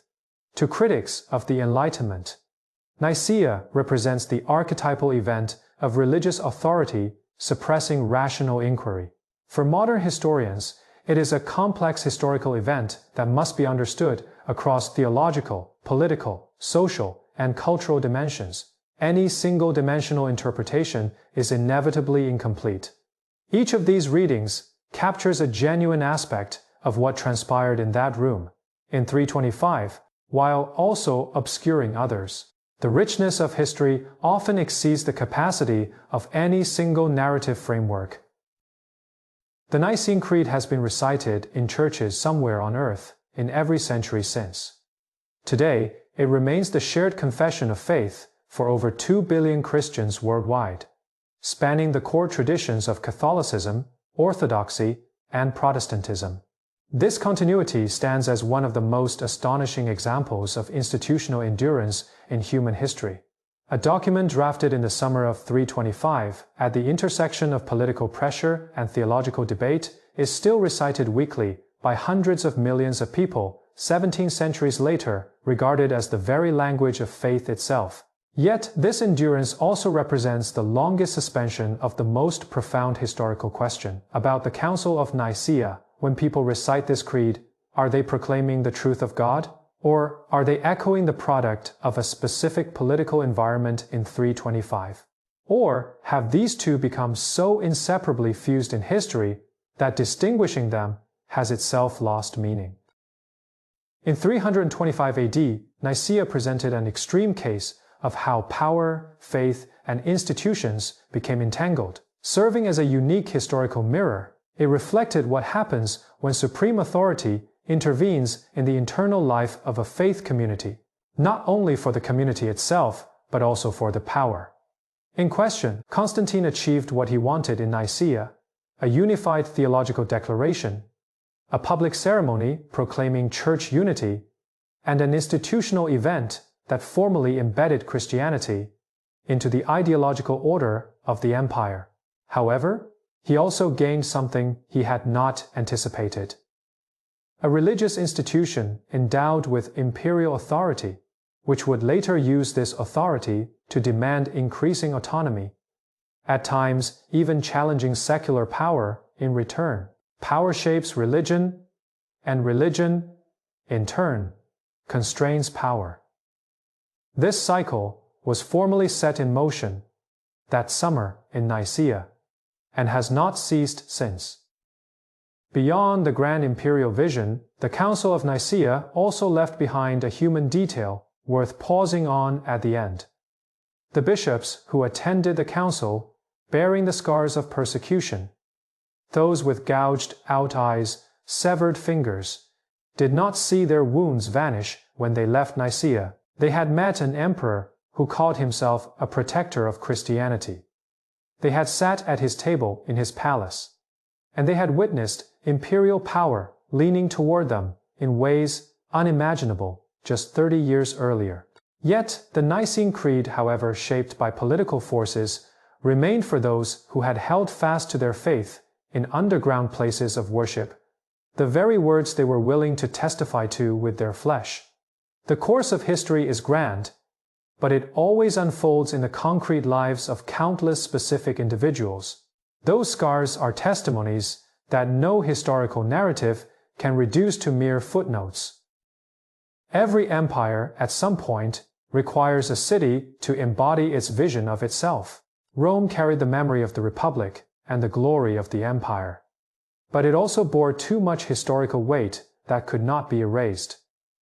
The aristocratic families in the Senate, who had worshipped Jupiter for generations, the temples on the Capitoline Hill, and the centuries old traditions of blood and entertainment in the Colosseum. For an emperor who was integrating Christianity into the core of the imperial ideology, Old Rome was a vessel too difficult to reshape. It was too ancient, so old that every stone told a story incompatible with the new order. After becoming the sole ruler of the empire in 324, Constantine began to seriously consider an idea that was exceedingly rare among previous Roman emperors: to build an entirely new city, one that would belong to this new era and to this new relationship between power and faith from its very foundations. This idea was realized on May 11, 330, with the inauguration of a city named Constantinople. Constantine's choice of the ancient site of Byzantium for the new city was driven by multiple overlapping considerations, making it difficult to isolate a single dominant motive. Strategically, Byzantium was located on the Bosporus Strait, controlling the sole waterway connecting the Black Sea and the Mediterranean, serving as the most critical military and commercial hub in the eastern part of the empire. It also guarded the land route from Europe into Asia, rendering its strategic value irreplaceable. Economically, the Eastern Mediterranean was the empire's wealthiest region, and establishing the center there allowed for more effective integration of the imperial tax and trade networks. Politically, leaving Old Rome meant departing from a space steeped in centuries of political traditions and entrenched interest groups. Starting anew in a fresh location gave the emperor greater freedom to shape power relations from the ground up. These three layers of consideration converged at that small city by the strait, giving rise to a decision that would exert historical influence for over a millennium to come. A legend about the selection of Constantinople's site offers a version imbued with religious significance. While inspecting the location, Constantine personally marked the city's boundaries with a spear in hand. It is said he walked for a long time, and when his attendants, concerned about the excessive size of the territory, questioned him, he replied that he was merely following where God guided his steps. This story cannot be verified, but it accurately captures Constantine's mindset. In founding the city, he was not merely building a political capital. He believed he was fulfilling a divine mission to construct a city chosen by God. Regardless of the depth of this belief, its political function was clear: to wrap a secular administrative decision in a sacred narrative, thereby giving any questioning of the site's rationale a religiously dissenting tone. Constantine was well aware that a city whose boundaries were drawn by an emperor's spear, and one designated by the footsteps guided by God, carried vastly different weight in terms of political legitimacy. From the very beginning, the founding of the city was designed as a sacred act. The construction project advanced at an astonishing pace, starting around 324 to 325, and officially inaugurated on May 11, 330. It took only about 5 or 6 years. This speed was achieved through the full mobilization of the empire's resources. Building materials were gathered from across the empire. Skilled craftsmen converged from Alexandria, Antioch, and Athens, and there are even records suggesting that some decorative elements from Old Rome were dismantled and transported here. A massive workforce was organized to simultaneously advance the construction of walls, palaces, arenas, churches, and aqueducts at an extraordinary pace. The scale of this urban development, which would have taken generations to complete in the ancient world, was compressed into less than a decade. It required not only funding, but also the willpower to align the entire imperial administrative system toward a single goal. And the countless craftsmen, overseers, and officials who translated that will into the tangible labor of stone and mortar. That willpower was something Constantine never lacked. The labor, however, was carried out by tens of thousands, whose names he would never know. The spatial planning of the new city is a remarkable text on how power expresses itself through the language of architecture. Constantine deliberately designed a new city as a mirror image of Old Rome. 7 hills, a central avenue, a senate, an arena for public entertainment, and a public square. This mirroring strategy conveyed a clear political message. This was not a new city meant to replace Rome, but a new Rome that inherited all the legitimacy of its predecessor. However, there was a decisive difference in this reflection. While the center of public space in Old Rome was the Temple of Jupiter, the center of public space in New Rome was a massive column topped with a statue of Constantine, depicting him as the sun god Apollo, yet simultaneously placed within the city's Christian symbolic order, the form of the old deities and the framework of the new faith. This hybrid was the visual language characteristic of a transitional era. The new city proclaimed itself the heir to Rome, yet subtly displaced the Roman deities from the center of power, neither breaking abruptly nor wavering in its commitment to a new direction. On May 11, 330, the inauguration ceremony of Constantinople spanned several days, blending Christian rites with traditional Roman rituals. The new city was officially designated as New Rome, Yet, it was commonly referred to by the people as Constantine's city, Constantinople. During the celebrations, Constantine paraded through the hippodrome in a chariot, with his golden statue prominently displayed in the arena. Meanwhile, Christian bishops presided over the consecration of newly built churches. This parallel performance of dual ceremonies epitomized Constantine's entire ruling style. In public, he remained the emperor who allowed everyone to see what they wished to see. Polytheists witnessed the traditional glory of the empire, while Christians beheld a sanctified new capital. This carefully maintained ambiguity was both an art and a masterful display of political skill. Keeping ritual language flexible was a necessary strategy to avoid social upheaval during the transition period. A legion commander, who had just pledged allegiance to Jupiter, needed to feel that he still belonged to a continuous Roman tradition. The celebrations provided this sense of continuity, making the transfer of power appear as a natural evolution rather than a violent revolution. The establishment of Constantinople, from the perspective of the empire's political geography, accomplished a profound shift in its center of gravity. The relocation of the imperial administrative core from the Italian peninsula toward Asia Minor redirected the flow of political resources toward the eastern regions. This shift accelerated the development of the eastern provinces in the short term, granting the urban networks along the eastern Mediterranean coast more direct imperial attention and investment. However, on a longer historical scale, it also foreshadowed a slow yet irreversible process. The western provinces, deprived of direct governance from the imperial center, began to experience a governance vacuum. This vacuum would gradually be filled by the military forces of barbarian tribes over the generations following Constantine's death. There exists a traceable historical causal link between the founding of Constantinople and the eventual collapse of the Western Roman Empire, despite the span of a century and a half between them.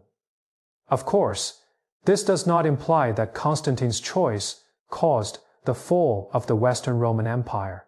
The direct causes of the Western decline were numerous. However, the eastward shift of the imperial center did indeed deprive the West of a systemic form of support, a deficiency that manifested in an accelerated manner when crises arose. The architecture of this city itself became a stone document of Constantine's religious and political intentions. The construction of churches within the city was on a grand scale, with the Church of the Holy Apostles, where Constantine designed his final resting place, being the most ambitious, a cruciform plan, a central dome, monuments to the 12 apostles surrounding it, and Constantine's own sarcophagus, placed at the very center, creating an architectural expression that portrayed him as the 13th apostle. This design clearly reveals his self-perception, not as an ordinary Christian emperor, but as a unique figure in religious history standing alongside the apostles. However, the city also retained traditional polytheistic ritual spaces. Temples were not immediately demolished, but were gradually marginalized, losing official funding and political prestige, slowly shrinking into the background within the spatial order of the new city. Meanwhile, Christian churches grew more rapidly along the same skyline, with ample funding and dense congregations of worshippers proclaiming the future of the faith to which this city truly belonged. The new city brought about large-scale population migration and class restructuring. Constantine attracted settlers to the new city through various means, providing free grain rations to migrants, granting new city residents the same civic privileges as those in Old Rome, and offering land and mansions to noble families in exchange for them abandoning their roots in Old Rome.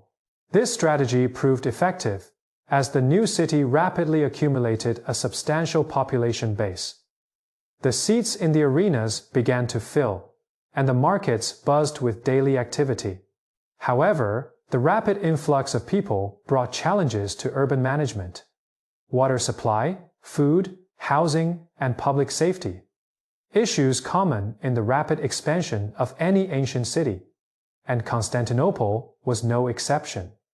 He built the skeleton and vision of a city, leaving it to future generations to address all the daily details required to realize that vision. The most influential builders in history are often those who introduce a powerful enough vision into the world, leaving later generations with no choice but to continue building. The historical role of Constantinople as a hub of civilization was fully realized in the millennium following its establishment. It served as the preserver of the Roman Empire's administrative traditions. When the Western Roman Empire collapsed in the 5th century, the Eastern Roman Empire, under the protection of Constantinople, endured for nearly 1,000 years, blending Roman law, Greek philosophy, and Christian theology into a unique form of civilization known historically as Byzantine civilization. It was a critical node in East-West trade, where silk from China, spices from Central Asia, and grain from the Black Sea were exchanged, taxed, and transported in the city's ports. As a hub of cultural dissemination, ancient Greek philosophical works were copied and preserved here. When the Ottoman Empire captured the city in 1453, a large number of scholars fled to Italy with manuscripts, directly igniting the intellectual fuel for the Renaissance. Constantine built a city, and this city encapsulated a civilization. The endurance of this civilization can still be felt today. The Roman legal tradition was preserved and passed down through Byzantium, and many of the Aristotelian texts studied in Western universities returned via Byzantine manuscripts. A city sometimes acts as a Noah's Ark for civilization, preserving the seeds that allow civilization to be rebuilt, while the surrounding world sinks into darkness. Yet, this millennium of splendor was an irreplaceable loss for the last defenders standing on the city walls in the early hours of May 29, 1453. At dawn, the army of Ottoman Sultan Mehmed II breached the city. The last emperor, Constantine Shi, was recorded to have died in the chaos. His body never found. After standing for 1,123 years, the city finally changed hands, transforming from the heart of a Christian empire into the new capital of an Islamic one. Constantine the Great built this city and named it after himself. Over 1,000 years later, another empire conquered it, and for the next 5 centuries, that empire's capital would be known as Istanbul. The irony of history sometimes manifests in the transfer and transformation of a place between different civilizations. While the name of its original founder gradually fades away, after capturing the city, Mehmed II also declared himself the successor of the Roman emperors, claiming to inherit all the historical legitimacy of Constantinople. The conqueror used the symbols of the conquered to legitimize his own authority. One of history's most profound paradoxes: during shifts of power, you destroy it, yet you need it to define yourself. The influence of Constantinople as a political and religious symbol persisted even after the city was conquered. The Russian Orthodox tradition positioned Moscow as the Third Rome. Following the successive falls of Old Rome and Constantinople, Moscow became the successor to the Roman Christian Empire. This narrative was crucial in Russian political culture from the 15th to the 16th centuries, providing the Tsars with a divine lineage traced back to Constantine the Great. And its echoes can still be recognized in certain political rhetoric today. This contention ultimately traces back to the historical decision of the emperor who chose to build a city on the shores of the Bosporus and the legacy he left behind, deeply intertwining faith and power.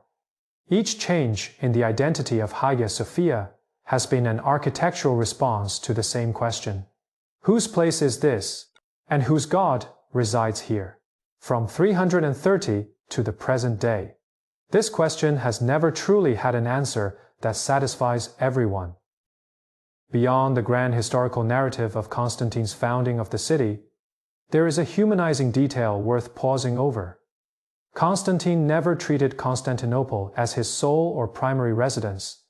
he moved continuously among imperial courts across the empire, spending significant time in Nicomedia, Antioch, and Milan. The city he built with his own hands never truly became a home during his lifetime. The man who constructed a capital for the ages was himself almost perpetually on the move.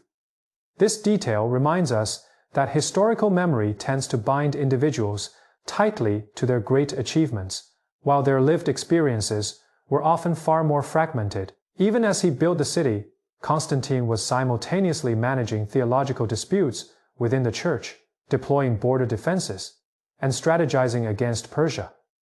For him, the city was just one of many long-term projects, not the vessel for his entire life. The establishment of Constantinople inevitably leads us to reflect on historical contingency. Had it not been for this city, this location, or this era, might the geographical center of Christian civilization have been established elsewhere?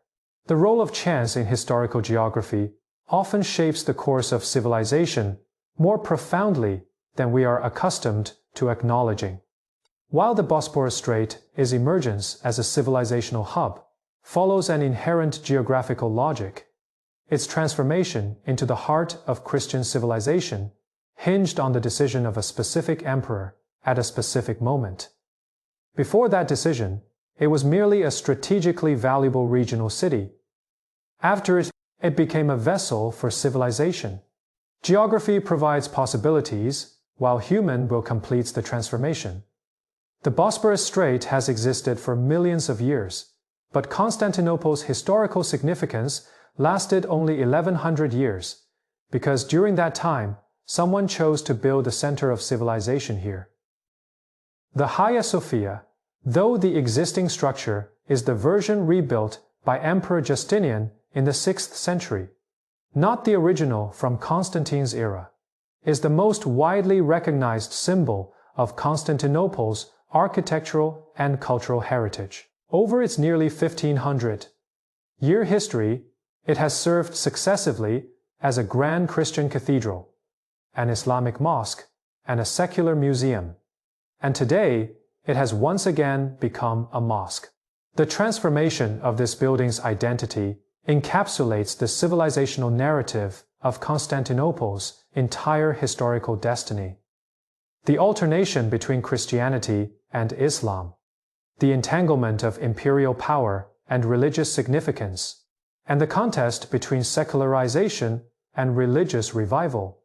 Each change in identity has been a political declaration about who has the right to define the meaning of this space. This struggle ultimately traces back to the emperor who founded the city on the shores of the Bosporus and his unique understanding of the deep intertwining of faith and power. Each shift in the Hagia Sophia's identity has used a single building to answer the same question: whose place is this? This question has persisted from 330 AD to the present day, never with an answer that satisfies everyone.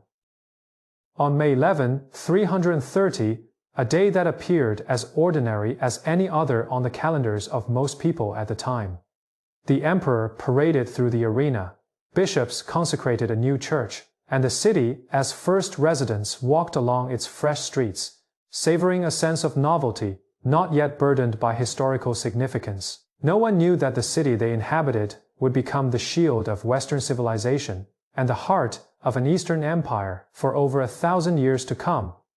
No one knew that its name would leave traces in dozens of languages in various forms.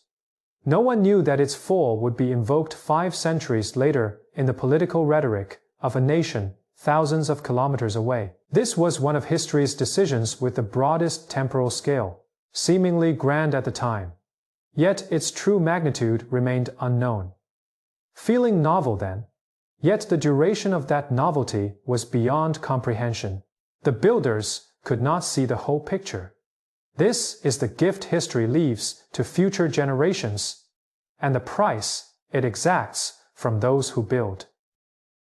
The construction of Constantinople and the concurrent project of the Church of the Holy Sepulchre in the Holy Land formed the dual pillars of Constantine's architectural legacy in his later years. If Constantinople served as a new vessel for imperial power. Jerusalem stood as the geographical anchor of faith. His mother, Helena, made a pilgrimage to the Holy Land between 326 and 328, and tradition holds that she discovered the relics of the true cross, a story whose historical accuracy remains unverifiable. Though the construction of the Church of the Holy Sepulchre is an indisputable historical fact, this church integrated the traditional sites of Jesus' crucifixion, burial, and resurrection within a single grand architectural framework, anchoring Christianity's most central historical memory in a tangible, pilgrimage-worthy space on an imperial scale. From Constantinople to Jerusalem, Constantine marked two pivotal points on the map through architecture. One as the new center of imperial power, the other as the origin of imperial faith. The tension between these 2 points would later erupt with astonishing force in the form of the Crusades. The story of Constantinople is the chapter in the entire biography of Constantine that best illustrates the trajectory of construction of his legacy. This city stands as the most complete case of how he transformed personal will into material reality and political decisions into a framework for a millennium of civilization. A city may collapse, be conquered, or be renamed, but its historical function as a cohesive force of civilization, once genuinely operational, can never be entirely erased.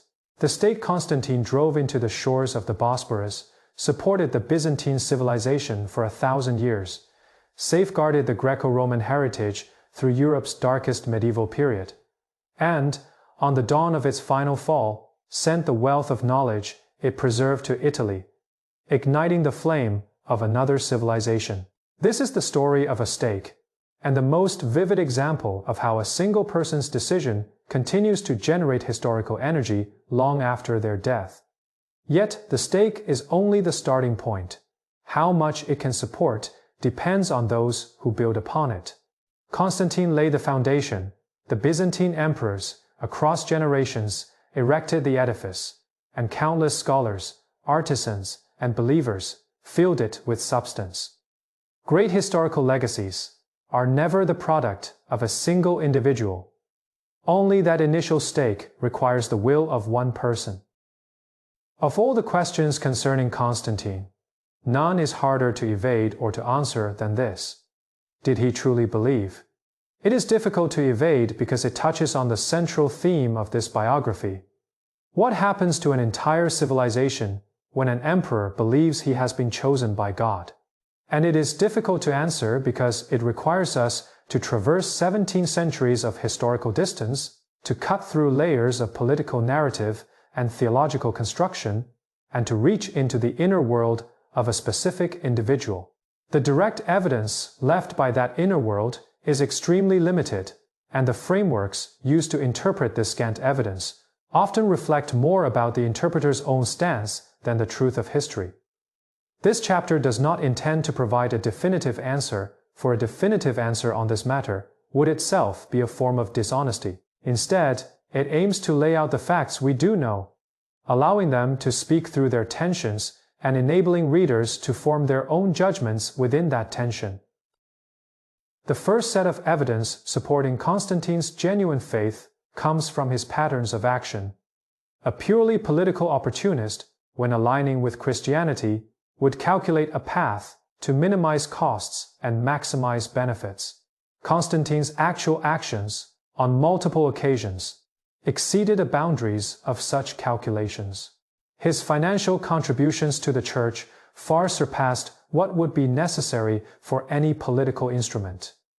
His sustained attention to theological details when convening the Council of Nicaea went beyond the behavior of a political mediator indifferent to content.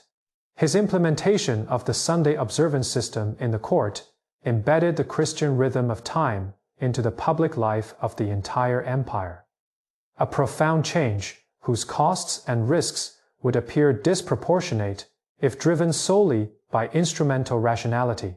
These actions point to a man who, at least in part, genuinely identified with the faith he promoted.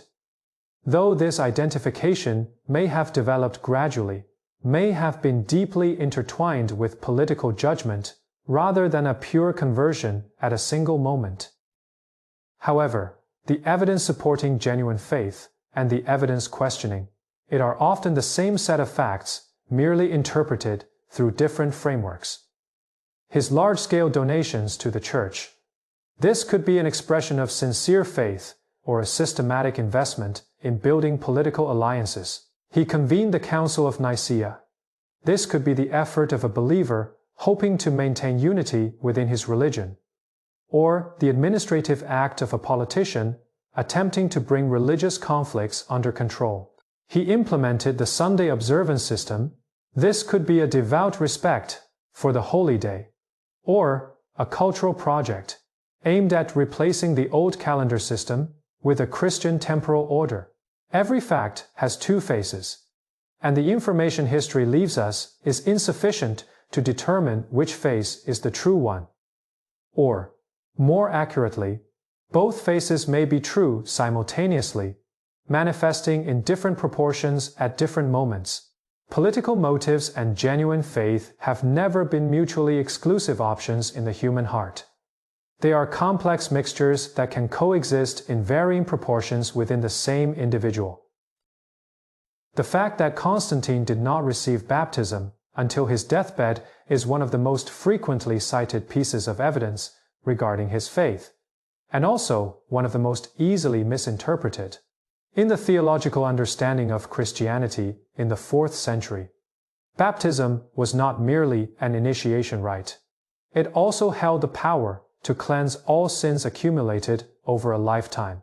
This meant that delaying baptism until the end of life was a fairly common theological strategy at the time. Sins committed before baptism would be entirely washed away during the rite, allowing the soul to enter the afterlife with a clean slate. This practice, known as deathbed baptism, was not uncommon among 4th century Christians, especially among rulers who had to navigate the morally complex world of politics. Therefore, Constantine's deathbed baptism should neither be interpreted as evidence of a lack of faith nor simplistically viewed as a calculated act of piety. It exists between these two interpretations and is compatible with both.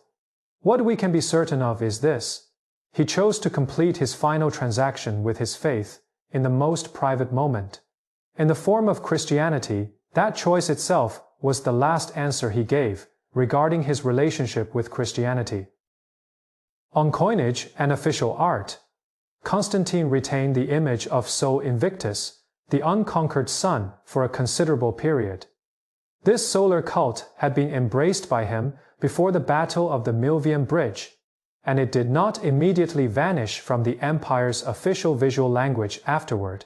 It was not until the 320s that the image of the sun god gradually faded from the coinage.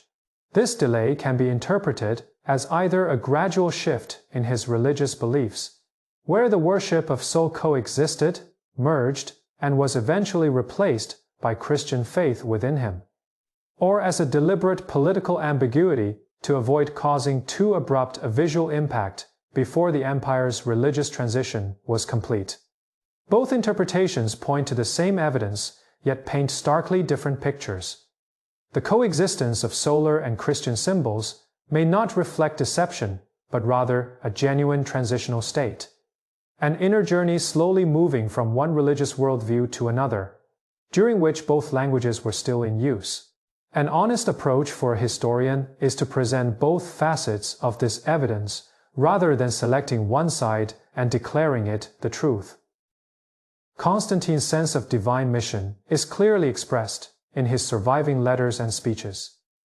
He repeatedly described himself as God's servant and executor on earth, attributing his military victories to divine protection and framing his support for the Church as obedience to a sacred command. These texts, even when considering their political propaganda function, leave behind a core that cannot be entirely reduced to mere performance.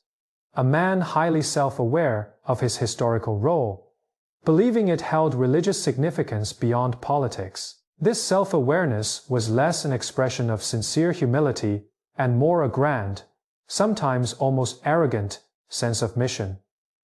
He was not merely serving God.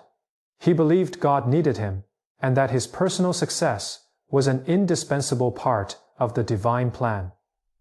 This sense of mission itself was genuine, however debatable its theological foundations. In his letters, he compared himself to Moses, viewing his leadership in guiding the empire out of polytheism as a continuation of historical precedent.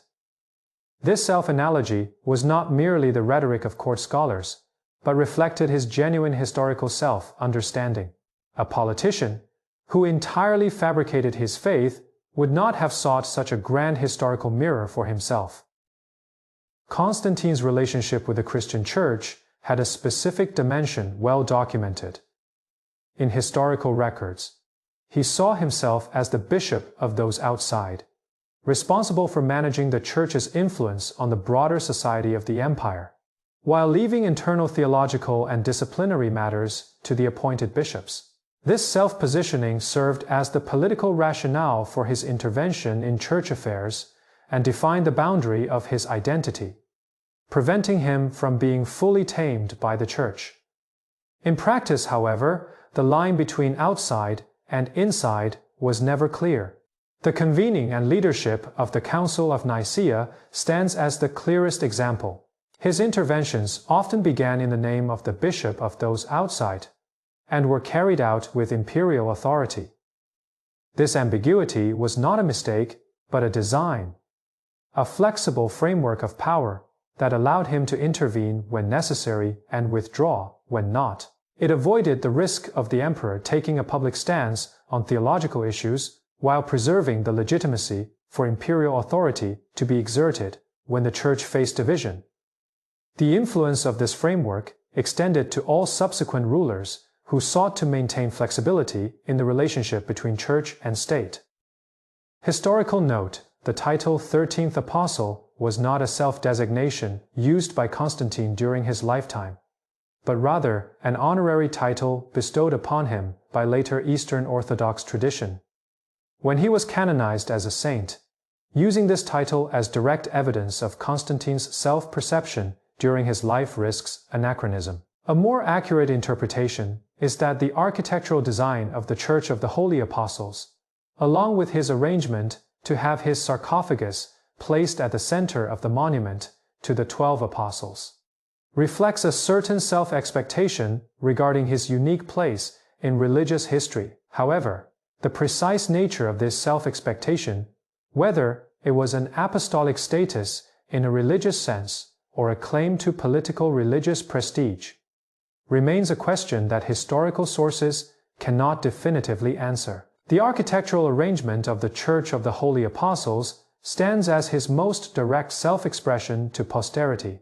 His choice to rest among the 12 apostles speaks volumes without the need for any written explanation. Architecture is the medium least prone to deception. Its construction requires forethought, resources, and the sustained will to see it through a lengthy building process. The mausoleum a person is willing to build with the resources of an empire serves as the most compelling evidence of the story they truly believed about themselves.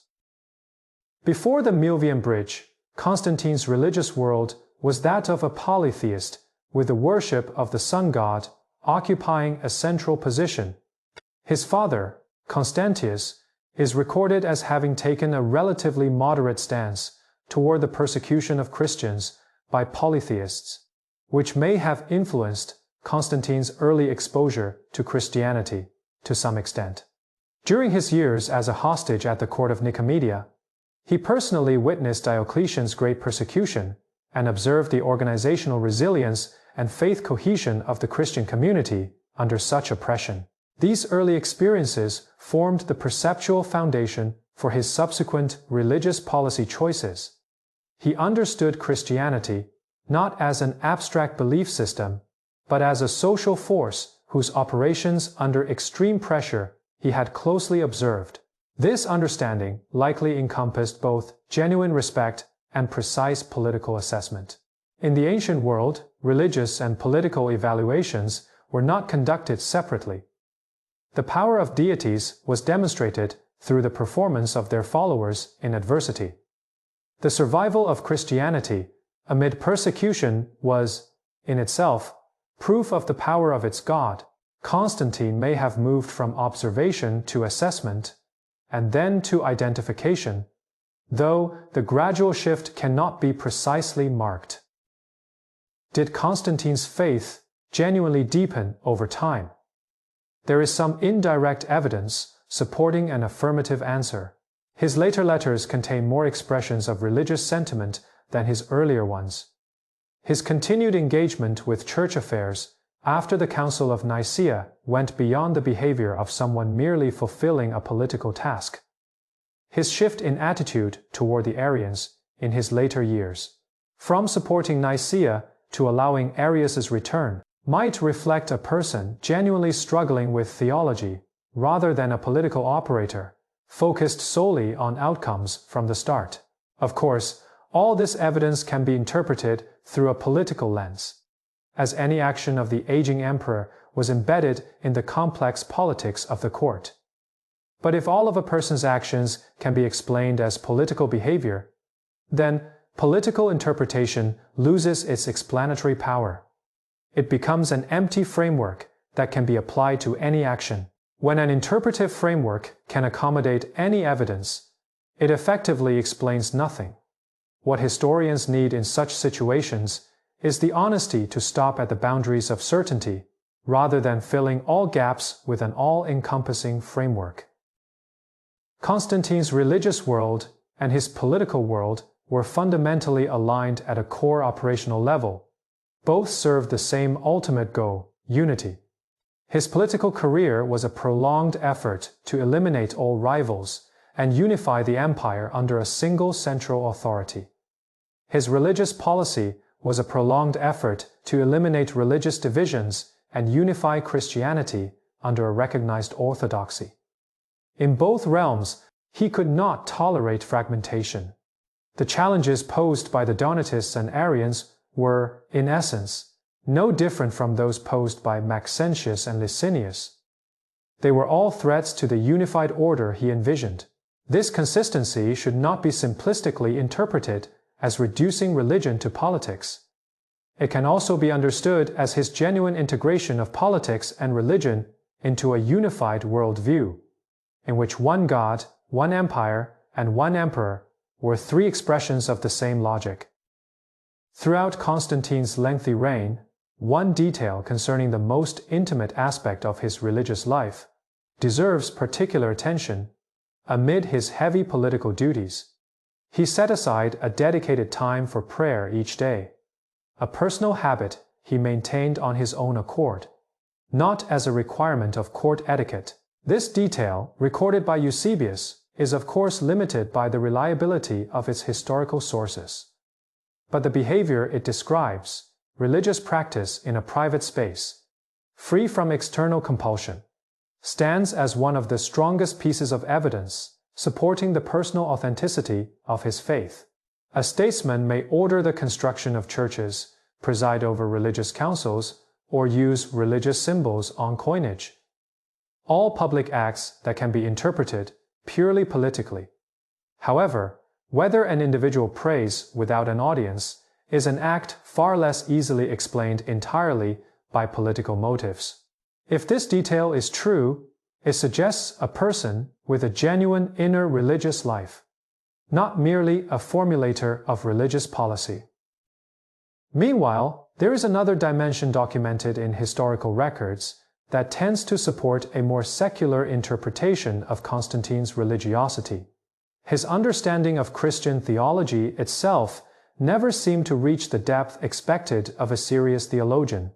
His opening speech at the Council of Nicaea and his letters during the early stages of the Arian controversy reveal a man who lacked profound insight into theological details. Focusing primarily on the socio-political consequences of the disputes rather than their intrinsic truths, he dismissed the distinction between homousios and homoousios as a trivial detail, an assessment impossible for someone with a deep understanding of Christian theology, as the difference between these concepts is fundamental to the belief in Christ's redemptive power. This theological superficiality does not necessarily imply insincere faith, but it suggests that his identification with Christianity may have been more emotional and volitional than grounded in systematic theological comprehension. Throughout history, many sincere believers have lacked a deep understanding of the theological systems they adhere to, and such a lack does not render their faith false. Constantine may have been one such believer, emotionally attached, volitionally committed, yet limited in understanding. Discussions about Constantine's faith cannot avoid addressing the most difficult fact to reconcile with the image of any devout Christian: his execution of his eldest son, Crispus, and his wife, Fausta. Regardless of the true reasons behind these two court killings, they occurred after he had already become the primary patron of the Christian cause, and after he had defined himself as a servant of God. The tension between Christian ethics, which emphasize respect for life and the importance of family relationships, and these two executions was something he clearly felt. His subsequent series of religious donations and acts of penance, as well as his accelerated investments in the construction of holy sites, can be interpreted as efforts to repay a debt of conscience through religious actions. A politician who fabricated his faith entirely would not have a debt of conscience. A complete Christian who fully integrated faith and action would not create such a debt. He existed somewhere between the two. One can simultaneously be a convert with genuine emotional identification with Christianity and a ruler who carries out political killings under the logic of power. These two identities were not contradictory in his time. The human heart is not a logically self-consistent philosophical system. It is a space of life filled with contradictions and compromises, and power magnifies all of this. The prevailing assessment among contemporary historians regarding Constantine's religious faith generally positions it as follows. His conversion was genuine, yet it was not the kind of theologically reflective and ethically transformative religious shift that modern people understand. It aligns more closely with the 4th century understanding of religious relationships, finding the most powerful deity and establishing a connection with them, binding one's personal fate to the protection of this deity, and exchanging material devotion for divine support. Within this framework of religious understanding, political interests and genuine faith were not mutually exclusive, but rather two aspects of the same divine human relationship. Constantine's faith in the Christian God and his belief that this God could provide him with military victories, political legitimacy, and posthumous salvation did not constitute a contradiction in his worldview, but rather formed a coherent whole. This coherence makes the question of whether he was a true believer or merely politically exploiting religion an anachronistic one. It projects the modern distinction between religion and politics onto an era when the two were not yet separated. In the cognitive framework of the 4th century, such a question might not have existed at all. This chapter does not intend to conclude with a verdict, as a verdict here would imply a simplification of historical complexity. However, it can end with an observation, regardless of what Constantine's faith truly was in his heart. The historical effects of his actions in support of Christianity exist independently of the sincerity of his beliefs. He did everything a fully sincere believer could have done, and the historical consequences of his actions would not change based on any adjustment to the proportions of his inner motivations. One of the ironies of history is that it cares little for motives. It cares only for actions and their consequences. In this sense, the question of whether Constantine truly believed is crucial for understanding his inner world, yet irrelevant for understanding his historical impact. These two dimensions are, in his case, almost entirely separated in a rare manner. There exists a chasm between his subjective world and his objective influence, leaving one uncertain whether to celebrate it. Finally, an observation that transcends historical methodology. The overarching theme of this film is, what happens to an entire civilization when an emperor believes he has been chosen by God? This chapter attempts to show that the answer to the first layer of this question, whether he truly believed, becomes, in a peculiar way, less important, because regardless of whether he truly believed, his actions aligned with those of a believer, and the historical processes triggered by those actions have already operated entirely independently of his inner state. The deeper, more unsettling question lies in the second layer of this proposition.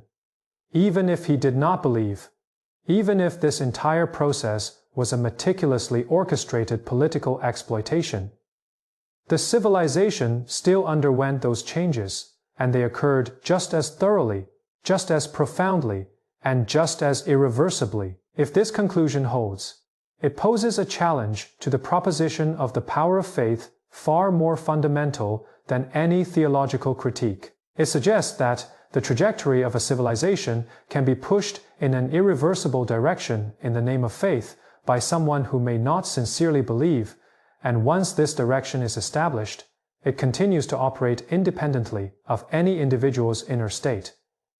This is one of history's most profound and sobering revelations. Beyond all analysis and speculation, there is perhaps the simplest and most honest way to describe Constantine's relationship with faith. He was a man living in extreme power, extreme risk, and extreme loneliness. And he found a belief system that gave him a greater sense of chosenness, a deeper meaning of mission, and a stronger feeling of historical uniqueness than any deity before. Regardless of the theological validity of these feelings, they were real to his subjective experience. And the reality of subjective experience is sometimes the ultimate meaning that the word faith can encompass. Beyond the grand structures of history, beyond political calculations, beyond theological right and wrong, there was a man standing at the center of the empire he ruled, feeling that he was not standing alone. That feeling, whatever its origin or nature, was the most intimate thing he carried into the mausoleum he built for himself. Historians may analyze his actions, interpret his letters, and debate his motives, but the true nature of his relationship with God was something he carried into a space where no one could follow. What remains for posterity is an eternally open question, and the next chapter will reveal the most undeniable dark answer he left to history beyond that question. Among all the tales of Constantine, there is one chapter he clearly did not wish to be told. It occurred at the peak of his power, after he had defeated all his rivals, unified the empire, placed Christianity under state protection, and built a city named after himself. It was not carefully recorded by his court historian Eusebius, leaving only silence and gaps in that meticulously constructed Fay life of Constantine Fay. But silence itself is a narrative. When a court historian says almost nothing about a certain period of an emperor's reign, the events of that time are often those he could not address with his usual language of praise. In 326, Constantine ordered the execution of his eldest son Crispus. Later that same year, or a few months afterward, his wife Fausta died in a bathhouse. The official account was vague, with various historical sources offering ambiguous, contradictory, and unsettling descriptions of the cause of death. This was the darkest chapter of his life, and the most unavoidable test for understanding the man himself. Crispus was the eldest son of Constantine and his early companion Minervina, born around 300 AD in Constantine. As political career, Crispus played a genuine and significant military role. He excelled in the campaign against the Sarmatians in 322 and served as a naval commander in the decisive battle against Licinius in 324. In the Battle of the Hellespont, he led a relatively small fleet to defeat Licinius's larger navy, achieving a crucial military victory. This was a widely recognized military capability within the empire, not a nominal honor cultivated in the court.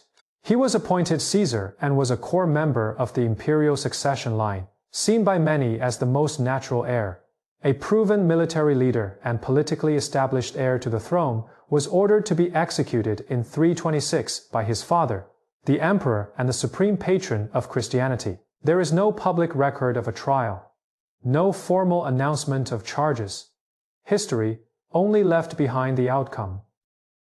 Historical sources note, there is a severe lack of and contradiction in the existing historical records regarding the reasons for the execution of Crispus and the death of Fausta. The most detailed account comes from the historian Zosimus, about a century later, who presents a dramatic triangular narrative. Fausta accused Crispus of making improper advances toward her. Constantine believed her and executed Crispus, only to later discover or be informed by Helena that it was a false accusation leading to Fausta's execution.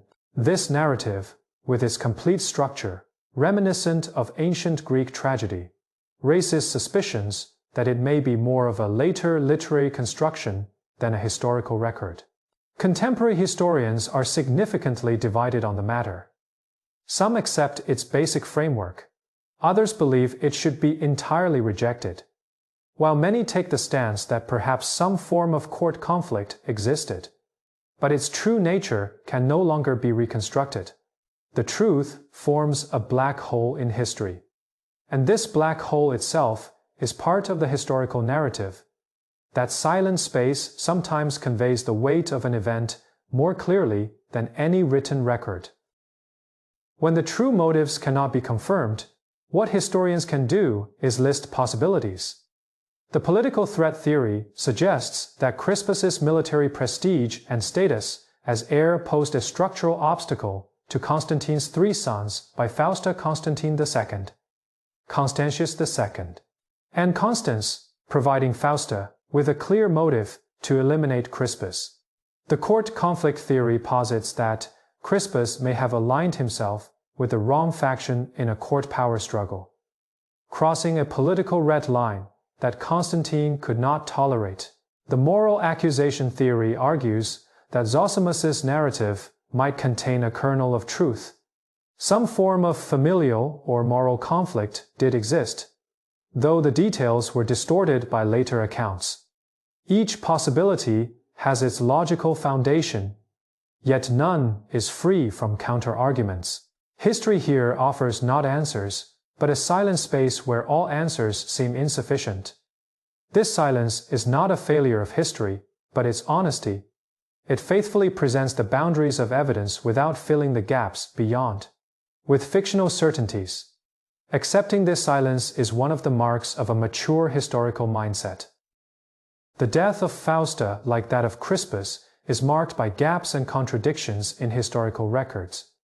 As the daughter of Maximian, she was bound to Constantine through a political marriage that lasted nearly 2 decades, during which she bore him 3 sons and 2 daughters. According to accounts, she died in an overheated bathhouse, variously described as an accident, a suicide, or a murder. The timing of her death, occurring within weeks or months after Crispus's demise, is itself one of the most intriguing details in the historical narrative. If Zosimus's account holds any truth, Fausta's death was Constantine's revenge upon discovering the false accusations. If not, the deaths of both an eldest son and an empress within the same year demand an entirely different explanatory framework. Her name was systematically erased from subsequent imperial court records and inscriptions, a practice known as faedamnatio memoria, fea, customary Roman punishment for the condemned. This confirms that her death was political in nature, yet it leaves the reasons shrouded in mystery. For an emperor who defined himself as the supreme protector of Christianity, the events of 326 presented an unavoidable theological dilemma. The tension between Christian ethics, which emphasized the protection of innocent lives and the value of family bonds, and these 2 executions was not unnoticed within the Christian community. The way church historians have handled this period serves as a case study in historical narrative. Eusebius remained silent. Later church historians tended to omit or obscure this history, while critical historians, often from non-Christian perspectives, provided relatively detailed records. This pattern of historical sources reflects not only the uncertainty of historical facts, but also the political nature of historical writing itself. Who writes history determines what enters the historical record and what fades from it. This principle holds true in any era, but it was particularly pronounced in antiquity, without printing technology or public discourse. Historical records were almost entirely controlled by the few who had the power to commission historians. Constantine's historical image was largely shaped by the accounts he himself commissioned, a fact that must always be kept in mind when seeking to understand that image. 326 years later, Constantine undertook several actions that have been interpreted by later generations as a form of compensation or repentance. He accelerated the construction of the Church of the Holy Sepulchre in Jerusalem, made substantial donations to the church, and his mother Helena soon embarked on a pilgrimage to the Holy Land. Records suggest that Helena had previously insisted that Constantine halt the execution of Crispus, though the reliability of these accounts remains questionable. Regardless of whether these actions were causally linked to the events of 326, they form an observable pattern of behavior. Large-scale religious generosity concentrated during the most politically contentious periods. This pattern closely resembles the behavior of someone attempting to repay a moral debt through religious acts, though we cannot confirm this as a motive rather than a coincidence. Religious donations in ancient times had their own independent political logic. Large-scale church construction was a conventional means for emperors to assert authority, not necessarily driven by personal motives. However, the proximity in time, coupled with the highly personal detail of Helena's pilgrimage, makes this pattern worth retaining as a question, even if it cannot be definitively answered. Beyond the deaths of Crispus and Fausta, Constantine's reign also left a record of another series of political executions, among which the fate of his former co-emperor Licinius stands out as particularly noteworthy. After being militarily defeated between 323 and 324, Licinius was initially dealt with through political exile, a decision made partly as a concession to the feelings of Constantia, Constantine's sister and Licinius' wife, at her request. However, about a year later, Licinius was executed on the official grounds that he had attempted to incite border barbarians against Constantine. The truth of this justification remains unverifiable. Also executed was Licinius's young son, a child with no political agency or capacity to pose a threat. These two executions illustrate Constantine's consistent logic in dealing with political dangers. Thoroughness, leaving no room for ambiguity.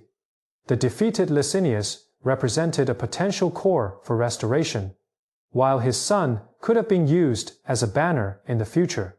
In the preventive logic of power, thoroughness took precedence over any emotional reservations. Whether Constantine himself ever confronted the tension between this logic and his religious identity is something history does not reveal. Constantine's handling of political threats cannot be judged apart from his historical context.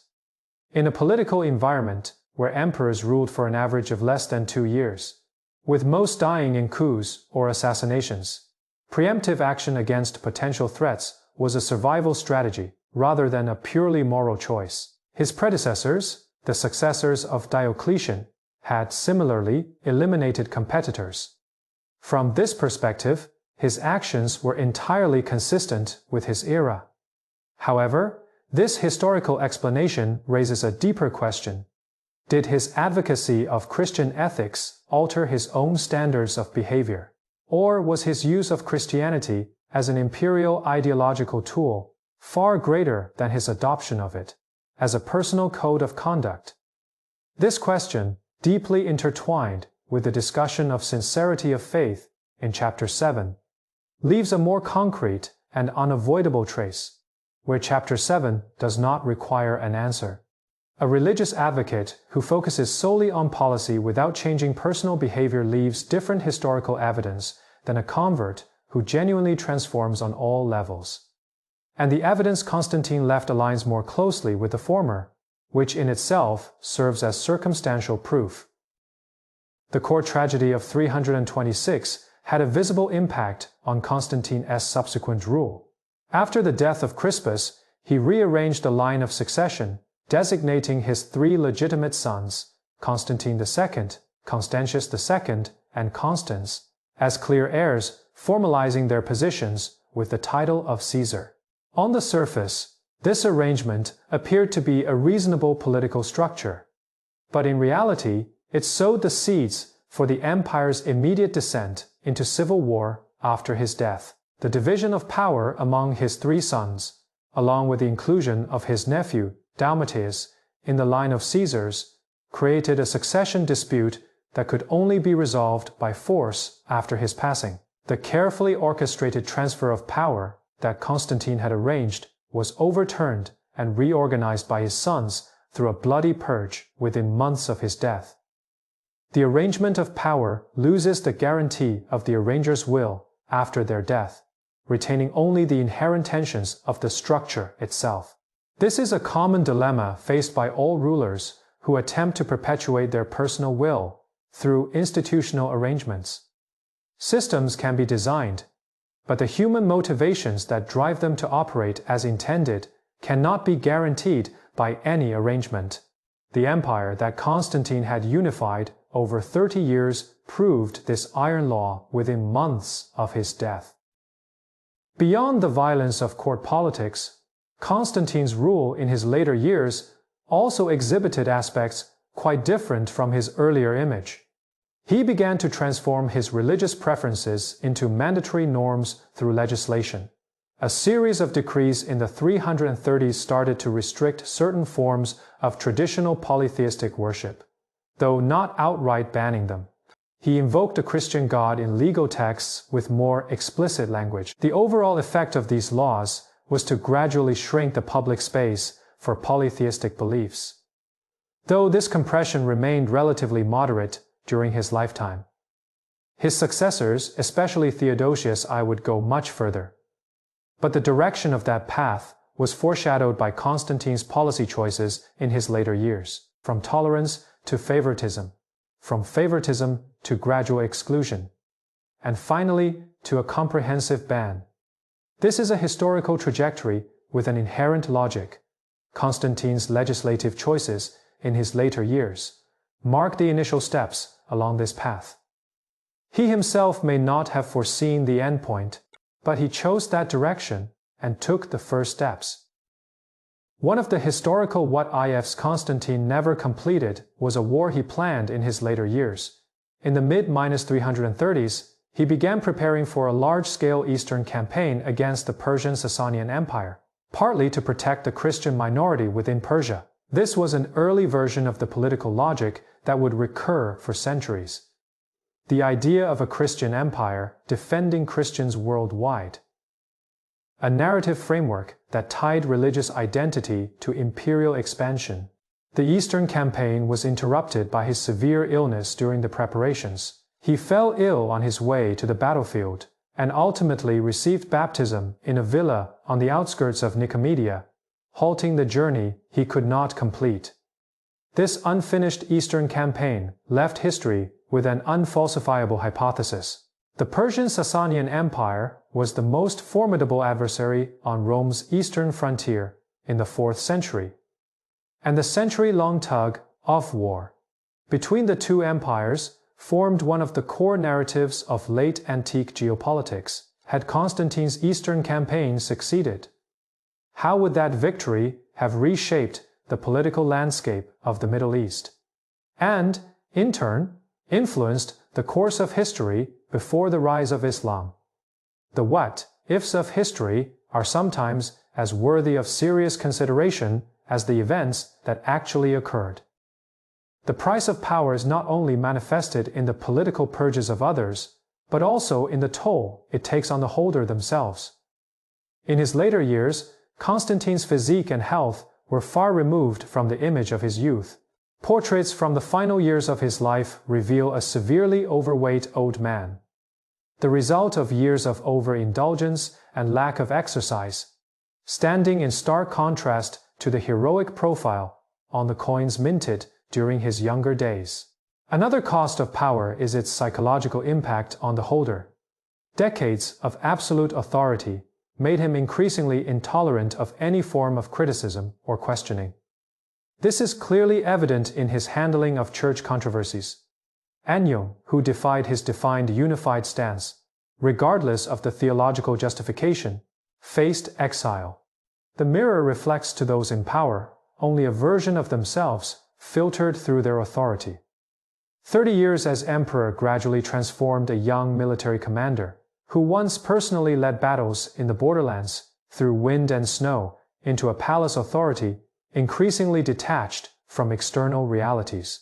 The transformation wrought by the prolonged possession of power is a bill paid by all rulers who remain in office for too long. In the spring of 337, Constantine fell ill on his way to the eastern campaign against Persia.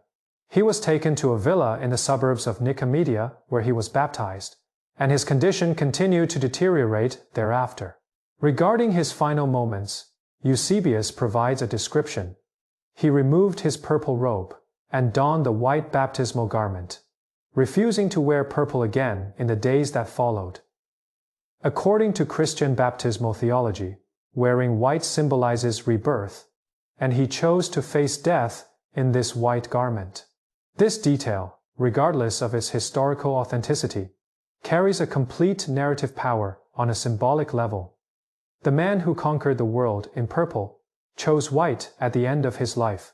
Whether this choice stemmed from profound religious faith, a carefully planned final arrangement, or a genuine spiritual return in his dying moments. It was his last statement to the world about himself.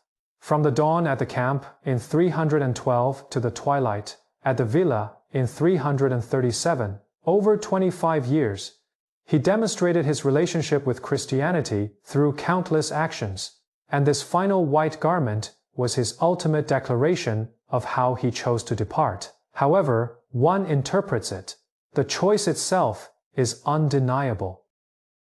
On May 22, 337, Emperor Constantine the Great passed away near Nicaea at the age of approximately 65. His death triggered the immediate collapse of his meticulously designed succession plan.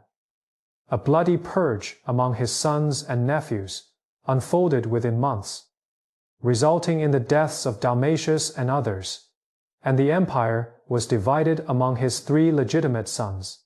The empire he had spent 30 years unifying fractured again, less than a year after his death. This outcome carries profound historical irony. A man who dedicated his life to unity saw his empire split as the first consequence of his passing. Yet an even deeper irony lies in the fact that this division was his own political decision. He did not choose a single heir, but instead opted for a multipolar arrangement destined to require rebalancing through force. The greatest legacy of the unifier was a division he himself could not control. Yet, this irony is not unique to Constantine. An individual's will can consolidate power during their lifetime, but cannot sustain it after death. Institutions may endure, but their internal tensions demand continuous management by new wills.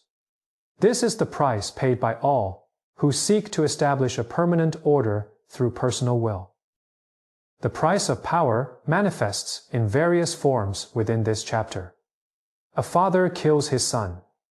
An emperor's meticulously laid plans crumble immediately after his death, and the reign of a Christian patron includes actions that contradict the ethics he advocates. Yet the term prices itself requires a frame of reference. A price for whom? Crispus paid with his life. Licinius paid with his life. Fausta paid with her life. What Constantine paid, perhaps, was a certain moral judgment from history, along with the ever-present, unanswered question that hangs beneath his great reputation. While building a civilization in the name of God, he simultaneously acted in ways that contradicted it in the name of an emperor. And since both were done by the same person at the same time, does this fact itself constitute a fundamental challenge to the historical arrangement of the fusion of religion and power? There is no simple answer to this question, but it is an honest one. The union of power and religion has historically produced both grand civilizational achievements and killings carried out in the name of the sacred. Constantine's case is emblematic in both respects. His story serves as both an argument and a counter-argument. For those accustomed to historical narratives that portray Constantine as the foundational hero of Christian civilization, this chapter is unsettling. It cannot be easily integrated into that narrative. Yet, historical honesty demands its telling. A real historical figure is always more complex, more contradictory, and harder to fit into a single moral evaluation than his heroic version. Constantine's greatness and his darkness are not two separate entities that can be placed apart. They stem from the same source, a nearly unrestricted will to power. A conviction that one's goals are absolutely right, and thus exempt from accountability for their costs. That conviction built Constantinople, convened the Council of Nicaea, and also executed Crispus. These are different manifestations of the same thing, and understanding this unity may be one of the most important historical lessons on the relationship between power and faith. When power and faith combine in one person, the result is neither pure good nor pure evil, but a combined force that amplifies the possibilities of both good and evil manifest on a larger scale and with deeper impact. This is history's most honest judgment on that mode of combination. This chapter concludes in silence, just as it began in silence. Eusebius, silence is the most honest historical witness to the events of 326. A narrator's choice not to speak sometimes reveals more about the nature of what he witnessed than his choice to speak. Great figures in history are often shaped by two kinds of history. One is written down, in a tone of praise, by historians under their patronage. The other is wrapped in silence, preserving within it the truths that cannot be framed within the narrative of praise. Together, these two histories form the complete picture, and to understand a person, one must read both. The story of Crispus exists within that silence, quietly awaiting anyone who seeks to understand Constantine to search for it, confront it, and acknowledge its weight, which cannot be easily explained. Silence in history is sometimes the most honest witness. It tells us that, in that place, something once occurred that could not be fit into any standard narrative framework. And the next chapter will lead us to the final moments of this man's life, to the room where the white baptismal robe awaits him. Death is the starting point, not the end point of all historical judgment. On May 22, 337 Constantine's breath ceased in a villa on the outskirts of Nicomedia, yet his impact on history truly entered its most prolonged phase at that very moment. A living emperor could amend his legacy through action. A dead emperor could only leave everything he left behind to be defined, contested, and rewritten by those who came after. The history following Constantine's death is a history of the struggle for legacy. Who had the right to inherit his political authority? Who had the right to claim themselves as the true continuation of his work? And who had the right to use his name to endorse their own actions? This struggle began the moment he drew his last breath and has never truly ceased in the 1700 years since. Understanding this struggle is key to understanding why Constantine remains significant today. His importance has become independent of the man himself, evolving into a historical vessel continually filled with new content by countless successors.